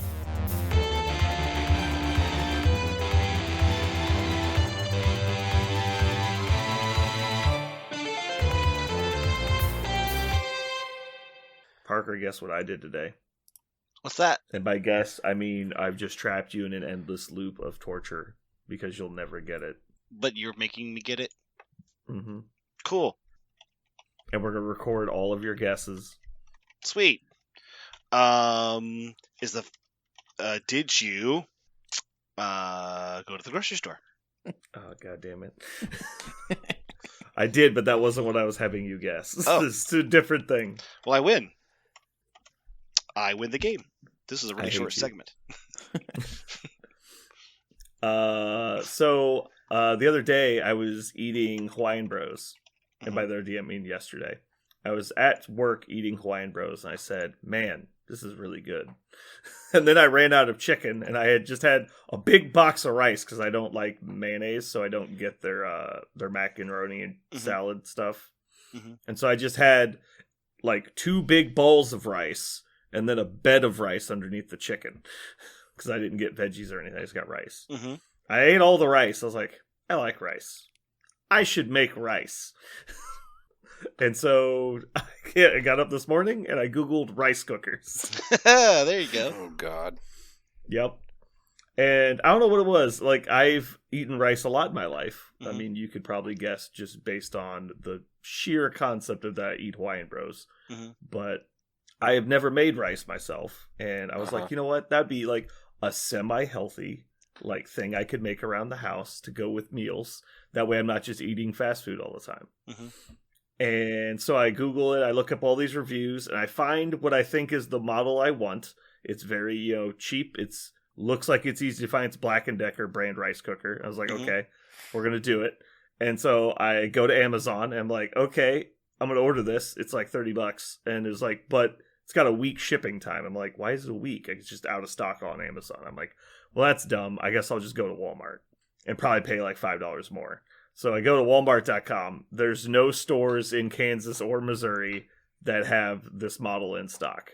Mm. I'm like, okay. Then I go to Lowe's, Home Depot, all the websites I can think of. I just Google the name of the rice cooker near me. Nothing comes up. Everything is like a week ship. And I'm like, well, damn it. This is not helping my instant gratification attitude. Yep. And so I get in my car and I'm like, fuck it, I'm going to Sam's Club. Well, surely they'll have something I can eat. And as a fallback plan, I'll have pizza and soda. That's like my great plan for the day. And I don't know if you've ever felt this way, but like just something like you get this intuition And I'm like, you know what? I'm just going to pull in here and do something that I wasn't planning on doing when I left the house. But I'm driving down the road, and there's a sign for Quiznos subs, and I like Quiznos. So I'm like, I know this Quiznos is closed because I Google Mapsed it, and it said permanently closed. But I'm going to double check. So I pull in. The Quiznos is indeed permanently closed. They've cleared out all the furniture and everything. I'm like, damn it. But there's a Big Lots in the parking lot. I go, I better go check they don't have this rice cooker I want. What? Do you know what Big Lots is? Yeah, I know what Big Lots is. It's like kind of a random store. It's like Yeah, it's like an Overstock.com, except it's a building. yeah, it's quite and completely random what's inside. They had 24 of them wow, in stock. Below what I was going to pay at Walmart. man, the winner is you. Yeah, I don't know. This happens to be way too often, and I'm just like, what are the odds they don't have it? I'm like, they had it. That is Great. That's absolutely tremendous. If you told me to go shop for a single item in the universe, I would say do not, under any circumstances, go to Big Lots. You will not find it. You're not going to find what you want. It was the exact same model, the exact same like capacity. Like it was the exact one I was going to buy on Amazon. It was in my Amazon cart when I was looking inside Big Lots. Man, Like, that is there it is. I just grabbed one. I was like, I'm taking this. And it was on sale. That was the best part. oh, look at that. $5 off at Big Lots. He tried to sell me the protection plan for a $25 from rice Big cooker. Lots. Big Lots Yeah. itself needs a protection plan. You never know if it's going to disappear from where it is. I feel like the protection plan is just so they know where you live so they can come rob you later. That's how they keep refilling the store. I mean, there is multiple types of rice too. You know that, right? I found that out when Okay. I went to buy rice after I bought the rice cooker. Yeah, Mhm. the sticky rice is the kind they use at Hawaiian Bros, which is Yeah. different. Yeah, I got minute rice. That is different, in fact. In fact, your noticing that. fucking rice cooker does it even do minute rice? Yeah. I does it don't do- know. I yeah. put the rice in and it made rice. I ate it. Okay, Oh, So it It worked tasted out? like I'm kind of tasted like amazed. mushy styrofoam. I'm amazed that it did minute rice. Well, that was the thing. I had no because it says like it cooks between 1 and 8 cups of rice. Yes. I was like, well, how does it know when the rice is done? Like, it It's a can't just timer. be a duration thing. It's not just a timer, right? That's It just, can't be.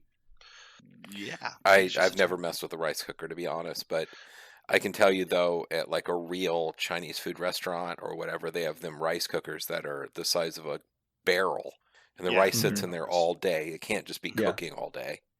Right, no, so they have this thing where when it's done cooking, it switches to keep warm mode. And Yes. basically Ah. just turns into a crock pot. Gotcha. It's a crock pot that turns itself into keep warm. And it basically does, is all a and, rice and that cooker does is. dry out if you don't keep feeding it water. The rice eventually dries out in that mode. Sure, yeah, especially on this one because this one's got like a crock pot lid, not like the snap down kind. Right. And it's because it's a cheaper one. But yeah, I put a cup of rice in. I put the cup of water in. Mhm. I ran it, and it came out. It was like rice. Like it tasted like cheap rice because it's Minute brand white rice. But I Wow. don't know. Did you because I've had rice like my whole life. My favorite rice that I can get here in Kansas is called Mahatma rice. I recommend that's available in almost every grocery store. Mahatma is what it is. It's just standard white rice, but they come up in they make it in a couple different varieties. But I really like Mahatma's stuff. It's probably the best. That's the brand. That's the Mahatma? brand. Okay. Mahatma, yeah. Yeah, everywhere I went to Sam's and I bought God, was it like 5-pound box of minute rice? Mm. It's just white grains of rice. It's not like anything in it. Yeah. But they had like jasmine and brown rice and much stuff. I just wanted Yeah. to start with basic white rice Yeah. and then kind of branch out. I just put it in the podcast channel so you can see it. That bag is available almost every single place you can buy food. But yeah, well, I also wanted to buy it, cheap. Oh yeah, I've seen that. It's You're not gonna super buy expensive. It's A rice. 50-pound like dog food style bag. Dude, so that was the thought. It's like I got home today and I poured a cup of rice and I'm like, this was a whole meal. Like Oh yeah, this is gonna last 3 years. Like I only Yeah. spent $6. Yeah, that's the thing about rice. This is why I buy the Mahatma rice, is because I eat it in such quantities in my rice cooker that I want it to be really good when I eat it, and it's never expensive. Like a bag of Mahatma rice is like, well, that bag I just put on there is $5, and it's several meals worth. My personal recommendation, if you're That's using very expensive compared to what I got. if you're using a small rice cooker, my personal recommendation is I always go 1/2 cup more than it's 50-50 is the standard recipe, but I always do 1/2 cup more because I like my rice a little bit Wet. moist. It's never Mm. wet when it comes out because of So my the plan, requirements I of it. put like teriyaki sauce on my rice, so it's got plenty of liquid on it. Well, I don't want. There's So- no liquid on it when it comes out. It's just Well, fuller. I know, yeah, it cooks it. Like the whole point is it steams it, right? So there's Right. nothing left. Right. But when I take it out, I put it in a bowl. I put teriyaki sauce on it. So. Yeah. I also don't like rice right when it's done. I actually like it Mhm. to. Yeah, they sit recommend in you it. let it sit for 15 minutes and Right, let it and- kind of like firm up. And that's why I put extra water in it, is because that extra 15 minutes. Some people like it to be a little bit drier when they eat it. I like it to be full of water when I eat it. Hmm. So that's just. But what When I'm I was in saying my- is, you can mess with it. You don't have to just like take their word for it. You're just a wild man. No, yeah. I watched when a I- bunch of videos on like different recipes you can make, and a lot of people recommend if you're just gonna have rice and not put like other stuff in it, really, like not a lot of other stuff. You make it with like beef broth and stuff to add flavor Uh-huh. to it, so it's kind of like ramen. Yep, chicken broth does great with it. Chicken bouillon, like a bouillon. Yeah, you just throw works like a great. bouillon cube in there when Yeah. you're making it. Yeah, it's absolutely. I love it with chicken bouillon. It's really good. Adds a lot of I've salt, had- but it's I've good. had more than one friend who has survived on fucking rice. He, Mhm. one guy in my 20s would run around with us, and we'd go, like, we went to a trip to Colorado and ski the mountains and stuff.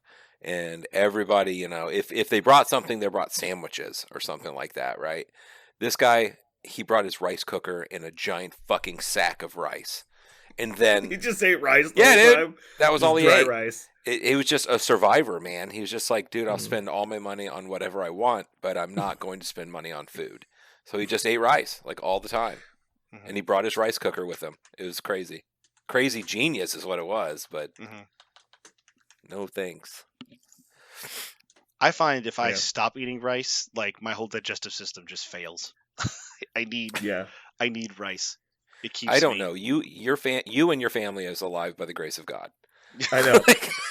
It's like it's like when they show those cutaways of humans, and inside Parker, they're just like tube socks and zip ties holding everything together. Like it's just Yep.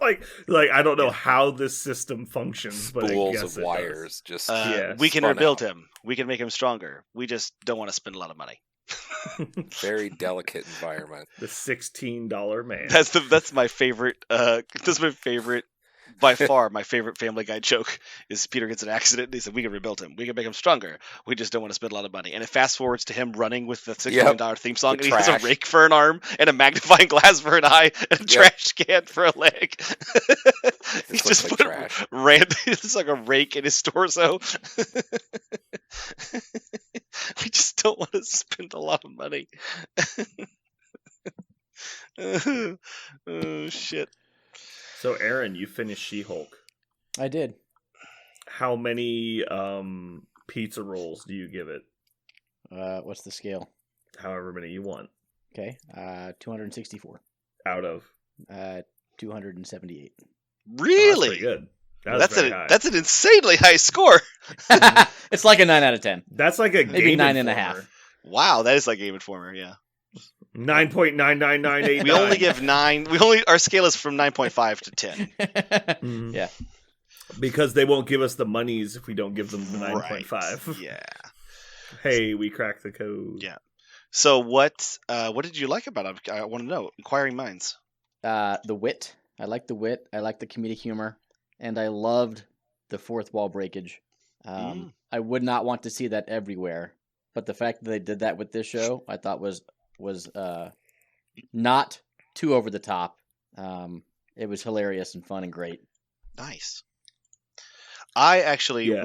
wanted to know what you guys thought of the end, because I really liked the end. I liked it a lot. But I'm curious to know what you guys thought of the end.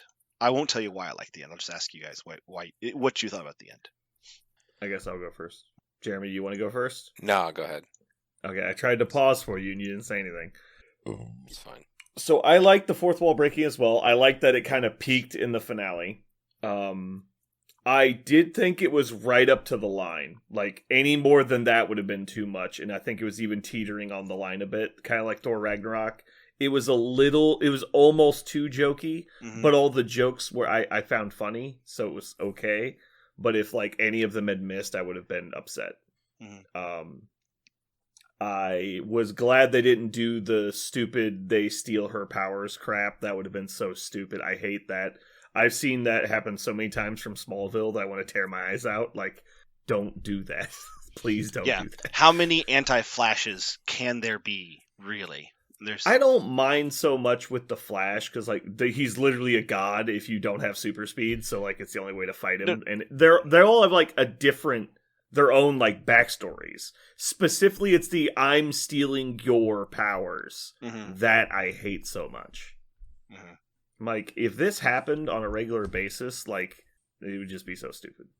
So that's why I liked it so much. Because at that point in the show, she's like, wait, stop.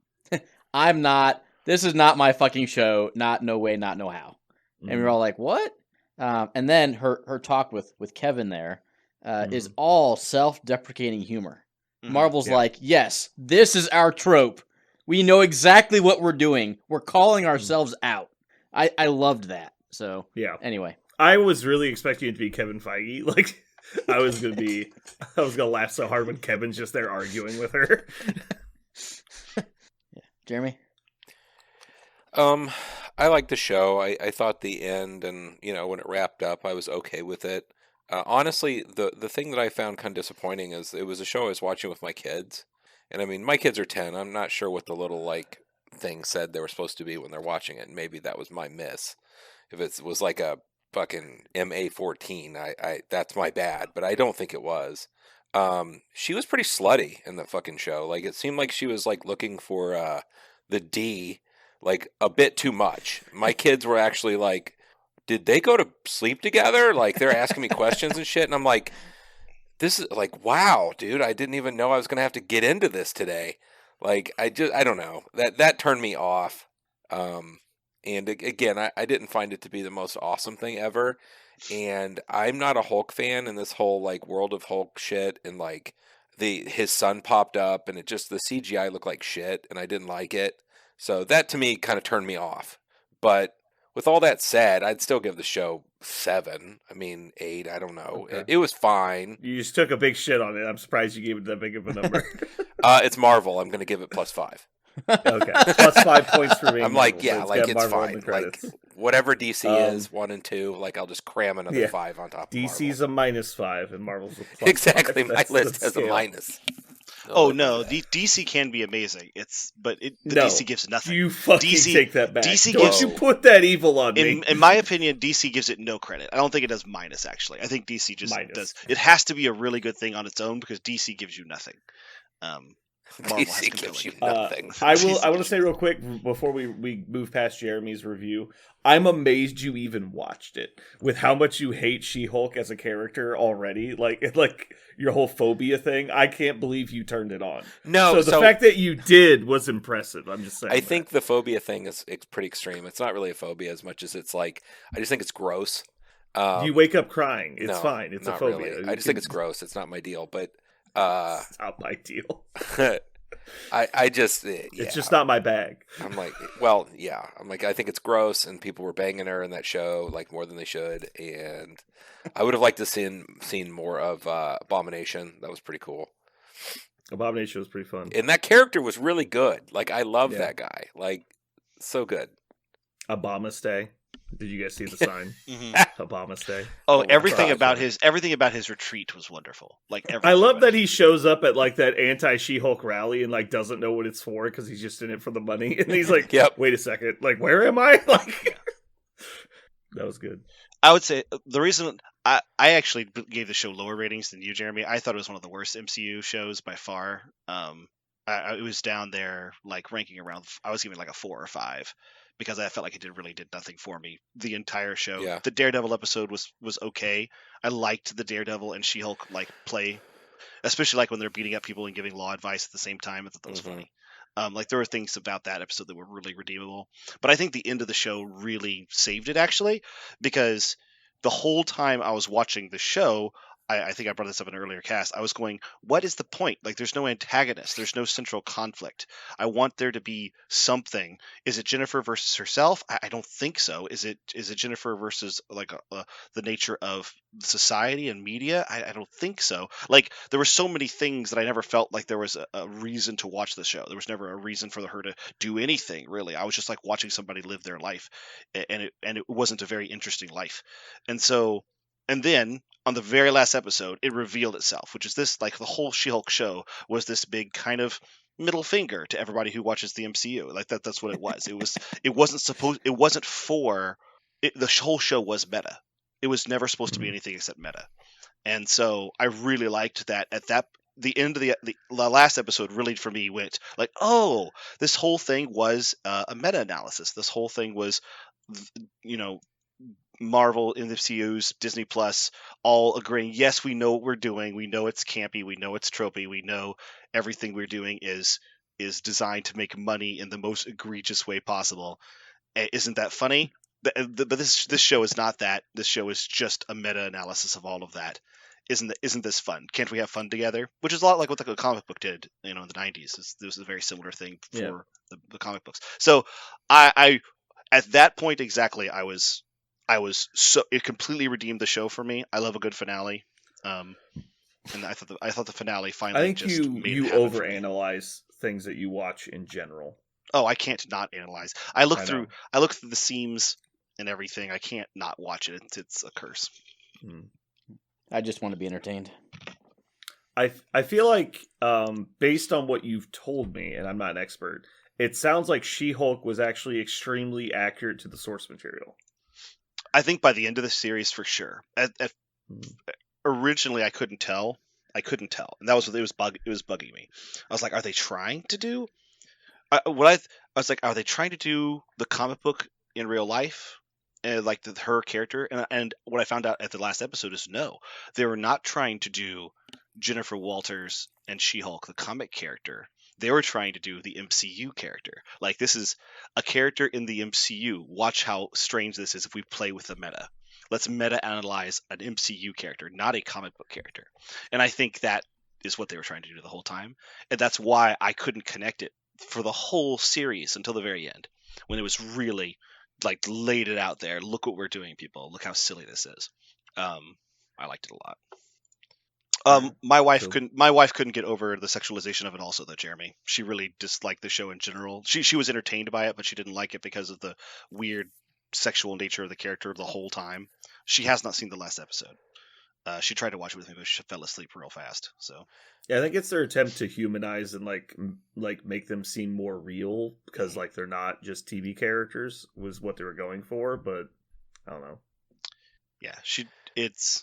Again, I think it all makes sense when you watch the last episode. You just need... I wish somebody could have told me that when I started, but I'm glad I stuck with it. I would have been much more satisfied if somebody could tell me at the end, all will be revealed. I don't know. I feel like a lot of the shows are just kind of piling on things that I'm not super excited about anymore. I don't know. I'm waiting for like this next chapter to see if they can kind of redeem themselves in like this new Avengers movie or whatever. Like, it's not tying together very well or keeping me excited or keeping me like caring. FYI, on other pop culture news, Midnight Suns, the video game, comes out on Friday. I am super pumped. What kind of game is that anyway? It's going to be a tactics game. Tactical RPG. So it's got kind of some deck building elements to it. So a little bit of a almost roguelike kind of element to it. It is done by the guys who made XCOM, but I've been reading some game reviews, and people say that there are like some very vague similarities, but it's not. You should, if you liked XCOM and you want an XCOM clone with a skin of Marvel on it, that's not what this is. It is a new game with new concepts, but it's very strong. Everybody I've read says it's very strong. Most of them have just been describing what's in the game, and I've been reading what's in the game, and it sounds great. Is that what Game Informer said? No, I do not read any of that bullshit. I go to some. No, I'm just kidding. Yeah, I go to some other things, but I like my favorite thing is the closest comparison that they could actually make from Midnight Suns is not XCOM, but actually the Fire Emblem series from Nintendo. And Fire Emblem is one of my favorite tactical RPGs of all time, bar none. I've played like 5 of those games. It's almost all been on mobile devices like Game Boys and stuff. But it's Midnight Suns. When somebody said it's really similar to Fire Emblem, I was like, me now. I will play it so many times. I don't care how many times you'll let me play it. I will play it all the times because I love Fire Emblem. One of the things that Fire Emblem does is like relationships between tactical characters are really important. And that's a big thing of this game, is when you play characters together, their relationships build and let you do different things with them in the game. It affects their stats and their gameplay, their alignment, and different things. So, I also think their character choices are really cool.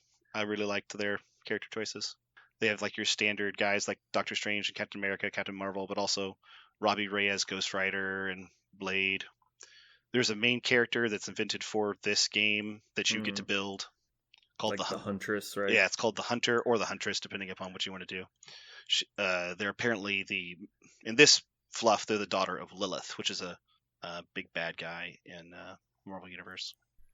Did you play Guardians? Yeah, I played Did it. you like it? I really liked it.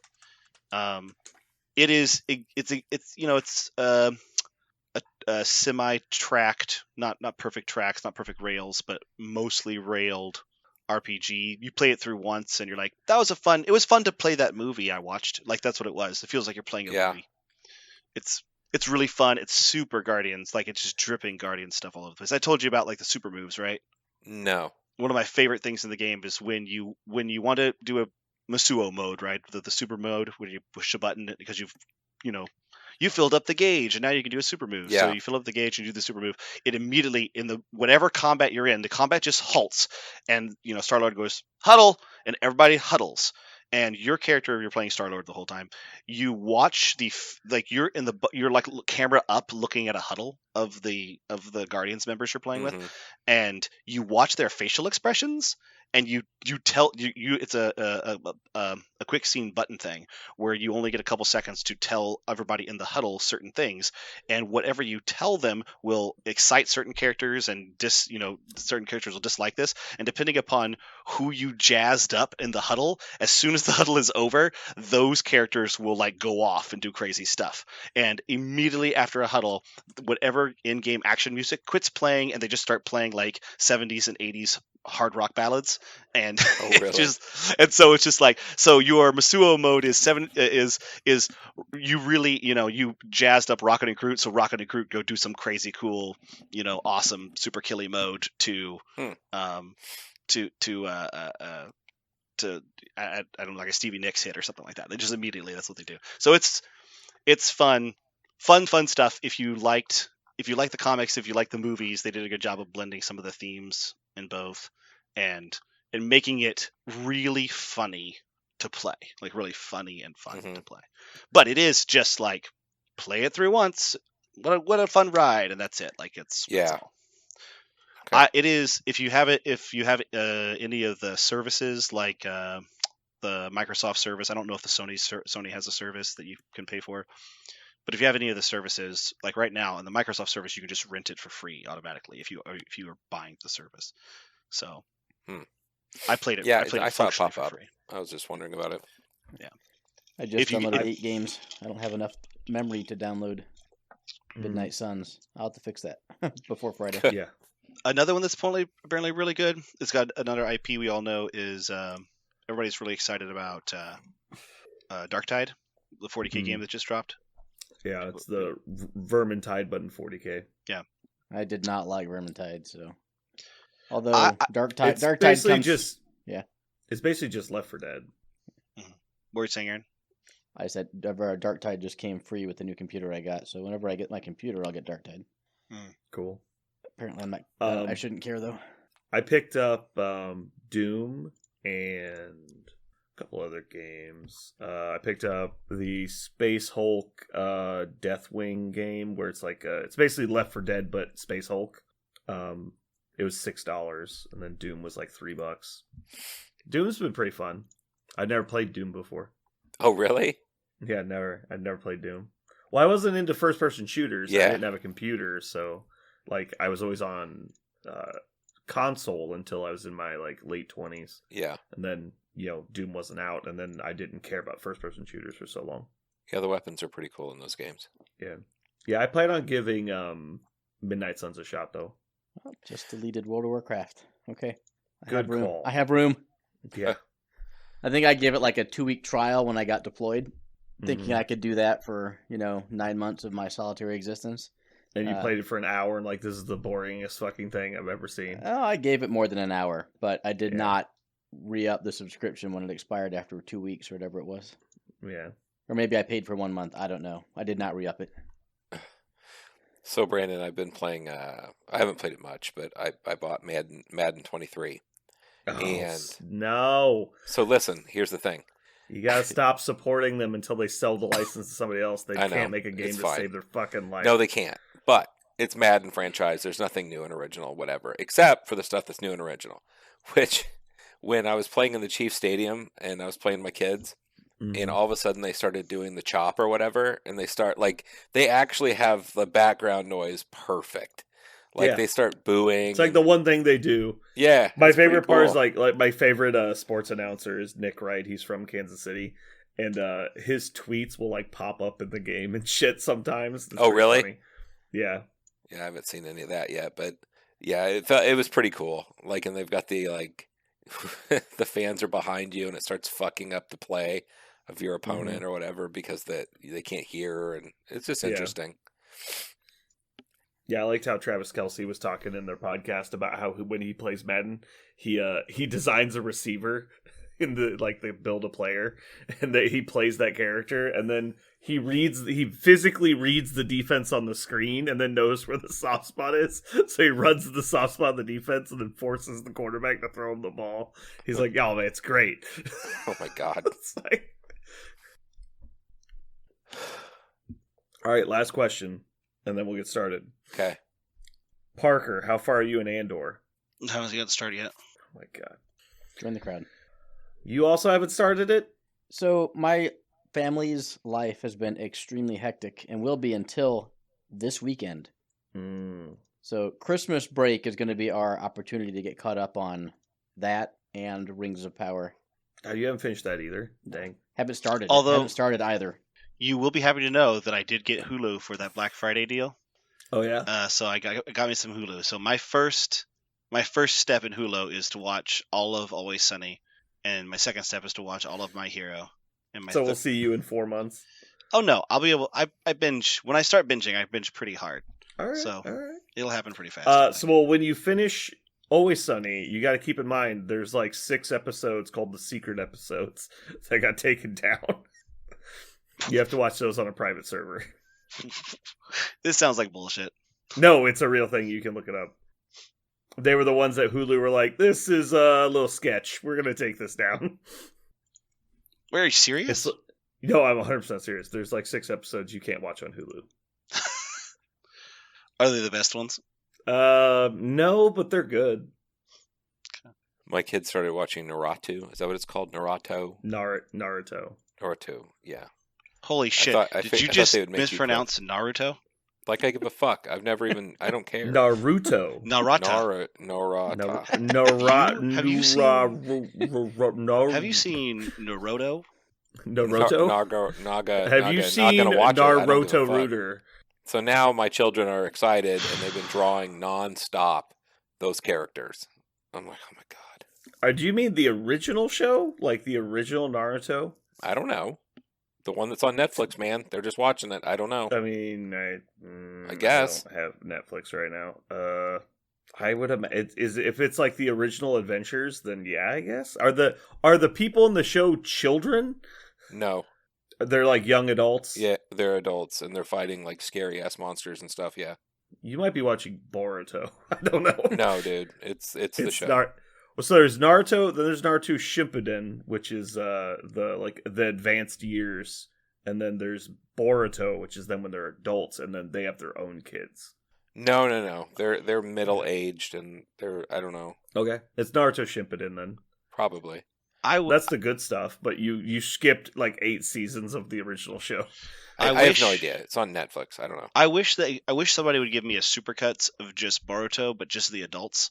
because Yeah. I actually really like a lot of the adult stuff going on in Boruto. Yeah. Because if you watch Naruto and Shippuden, like You Naruto want has to an, get the rest of the story. yeah, because I think they actually do a really good job, like what they all turned out to be, like how their lives affected them, and it's great. But then you have to watch Boruto, and you're just like, please, for the love of God. Don't even start. I know some of the shit you've watched. I'm I don't know what about that to means. start watching the rest of One Piece, and I think it's going to literally kill me. Don't do that. That's like saying I really feel like going into an infinite abyss. I just want to go there. Like, I just want to see what happens when a you go bad into a black idea. hole.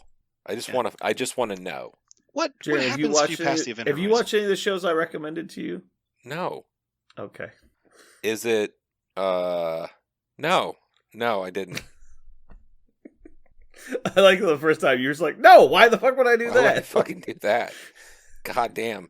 Like, the only one who can make me interested enough to watch dumb shit is Parker, because his explanations are so much better than the actual show is. Yeah, the God- Goblin Slayer. Goblin Slayer was sounded such a fucking amazing. letdown. It's just like Ninja Scroll for like people who have less, like, I don't know, taste. Oh, man. I It do- sounded I good, do though. sell something The pretty art good. was amazing. I'll give you that, man. It was cool looking. Yeah. That's like, honestly, Alright. those shows are so much better when you just explain them to me. Like, I really enjoyed you telling me what the fuck was going on with Titan. Like, I was like, oh, Attack on Titan. yeah. I was like, that does sound awesome. Now I got it. I'm all done. Yeah. That's it. I'm fine. Oh boy. I think this is why, like, Dragon Ball Z Abridged, and I think this is why, like, people love Team 4-Star, because there's anime in general can be abridged so easily, and it's, for the most part, really intriguing and excellent to Yeah. see some of these stories, but not literally bring them down to three quarters the size, take a whole quarter of the show just away, and it's so much better. Naruto, you can literally cut out 2/3 of the original show, and you still Right. have filler to cut out. Yeah. All I know is I came in the room and I said, "What are you watching?" And they told me, and I was like, "Oh." And I watched this giant snake that they murdered, and then out of the snake, some chick came out slithering up a tree, and then they murdered that. I was like, "Oh, that's creepy as fuck." Okay, Are you sure? You're watching the original show. yeah, whatever Okay. that is, I don't know. Yeah, that's the original Naruto. Okay, That's pretty early on, too. well, that's what it is. Yeah. I said, "So what do they fight? A monster every time? Like, what's the deal?" "No, Dad. They do like 2 episodes a piece for each thing," and they started getting into it, and kind of like you guys do. I'm like, "Yeah, that sounds great. Thanks, no thanks." All right, let's get started before we get off the rails on fucking anime. Oh God, let's not. Yeah. We're Thank done. God. It's over. Oh, my caps lock. Jeremy, since I know you're a really big fan of Spider-Man, like some of the old school Spider-Man stuff, have you read any of this Gauntlet stuff they did? No, I don't know anything about it. I think you would really, really like it. I think you would like it a lot. Yeah, I had all the I read all the stuff when Venom first came out and Carnage, and that was kind of my run. It's all that stuff when it was first brought out. Yeah, this is maybe the best modern era Spider-Man like arc I think they made by far. Hmm. I've read a lot of them, and all of them just seem kind of B minus C plus. This one is not. Parker, I don't know if I told you this, but my roommate right out of high school had a band, and they called themselves 999 Bytes, but they still don't have a gig. Oh man, I really thought you were going somewhere else with that. I know that was the subtle betrayal there. You know why? Is I didn't see Bytes with a Y in it. I didn't see the Y. Jeremy, would you like me to do another one? Did you not like that one? I knew that one was coming. I saw that recently. I saw that recently. I frequent that place. Hmm. And also, no, I would not. But you might, so just do it. Oh, well, maybe I won't then. You're capable of anything. I mean, you didn't bring us fire to the 38-degree game that we all said in the fucking winter. That was actually pretty funny. No, Oh, it it was was not. hilarious. I'm still thawing out. Not gonna lie. was Not gonna lie, that experience. I came home and I told Sarah, I was like, "Well, I know when I will not be going to games anymore. I will not be going when it is 40 degrees out. If there's a chance, I will tell Brandon, thanks, no thanks. I'm gonna stay home." Hey, it was like 50 degrees when I left my house. It's not my fault. I mean, I did leave the grill. That is my fault. I totally forgot the grill. We got a grill. I had a grill on speed dial. We got a grill. To be fair, That's the equivalent of food like, was did you bring a excellent, TV Jeremy. and then you drag an ATM and you're like, yep, got a TV right here. The grill that he brought was small enough to put in your pocket. No, that's like, guys, you gonna come over to my house and watch the game, and like everybody shows up, and you're like, "Where's your TV?" It's like, "Oh, I don't have a TV. I watched it on my phone." That's kind of what it was, man. That was That the is smallest basically what grill I ever happened. saw. It did the job, but It's man, that it's thing a was little tiny. propane camp grill, but would you rather have just eaten the hamburger meat by itself? I lost feeling and consciousness. I was basically an ice zombie. Brandon, you didn't know this at one point. Jeremy like looked down at me when I was sitting in that chair. He's like, "Hey, you doing all right?" I was like, "I think I'm ready for this sweet embrace of death."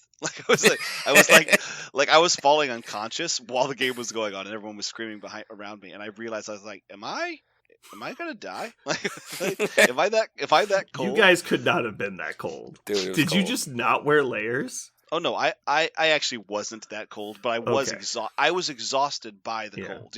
You know what that means, like, right? No, yeah. It like everything takes that much more out of you, and Right. then after a while, you're just like, I'm done. Yeah. Like I have nothing left. I was not incredibly uncomfortable there, Hmm. like I was that rain game. That rain game was terrible.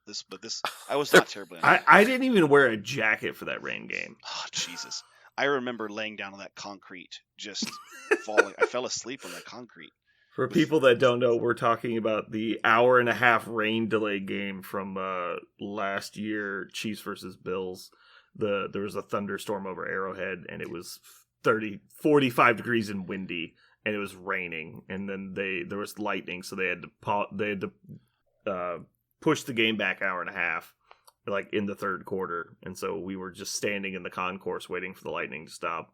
And then I was not we standing. came out and got rained on. Yeah, Parker slept in the middle of a crowd on the ground in a concourse. I'm He just was glad we tuckered lost out. that game. That felt really good. That was That was a brutal game. That was brutal. It was not as bad as the AFC Championship game in 2018 though. That was a heart-wrenching game. Like the Bills game, it looked like we were going to lose that from halftime, right? Yeah. That game just looked over. But yeah, the AFC Championship game was the hardest game I've ever had to leave in 2018. Like, man, I just felt so defeated. Who did they lose to? The Pats, Tom Brady, and the Pats. Oh, with all yes. their Yeah. stupid fucking biased calls. I know you're wrong. Our defense was trash. Anyway, that's the end of our football corner for today. I'm excited to play games tomorrow. I'll be there. I will also be there on Saturday. Oh yeah, tournament Oh Saturday. yeah, tournament this week. Aaron, you said you're not going to be there? Not at the tournament, correct? Cool. Alrighty. Well, I think we can go ahead and wrap it up. You guys got anything else you want to chat about? No? Alright. Bye.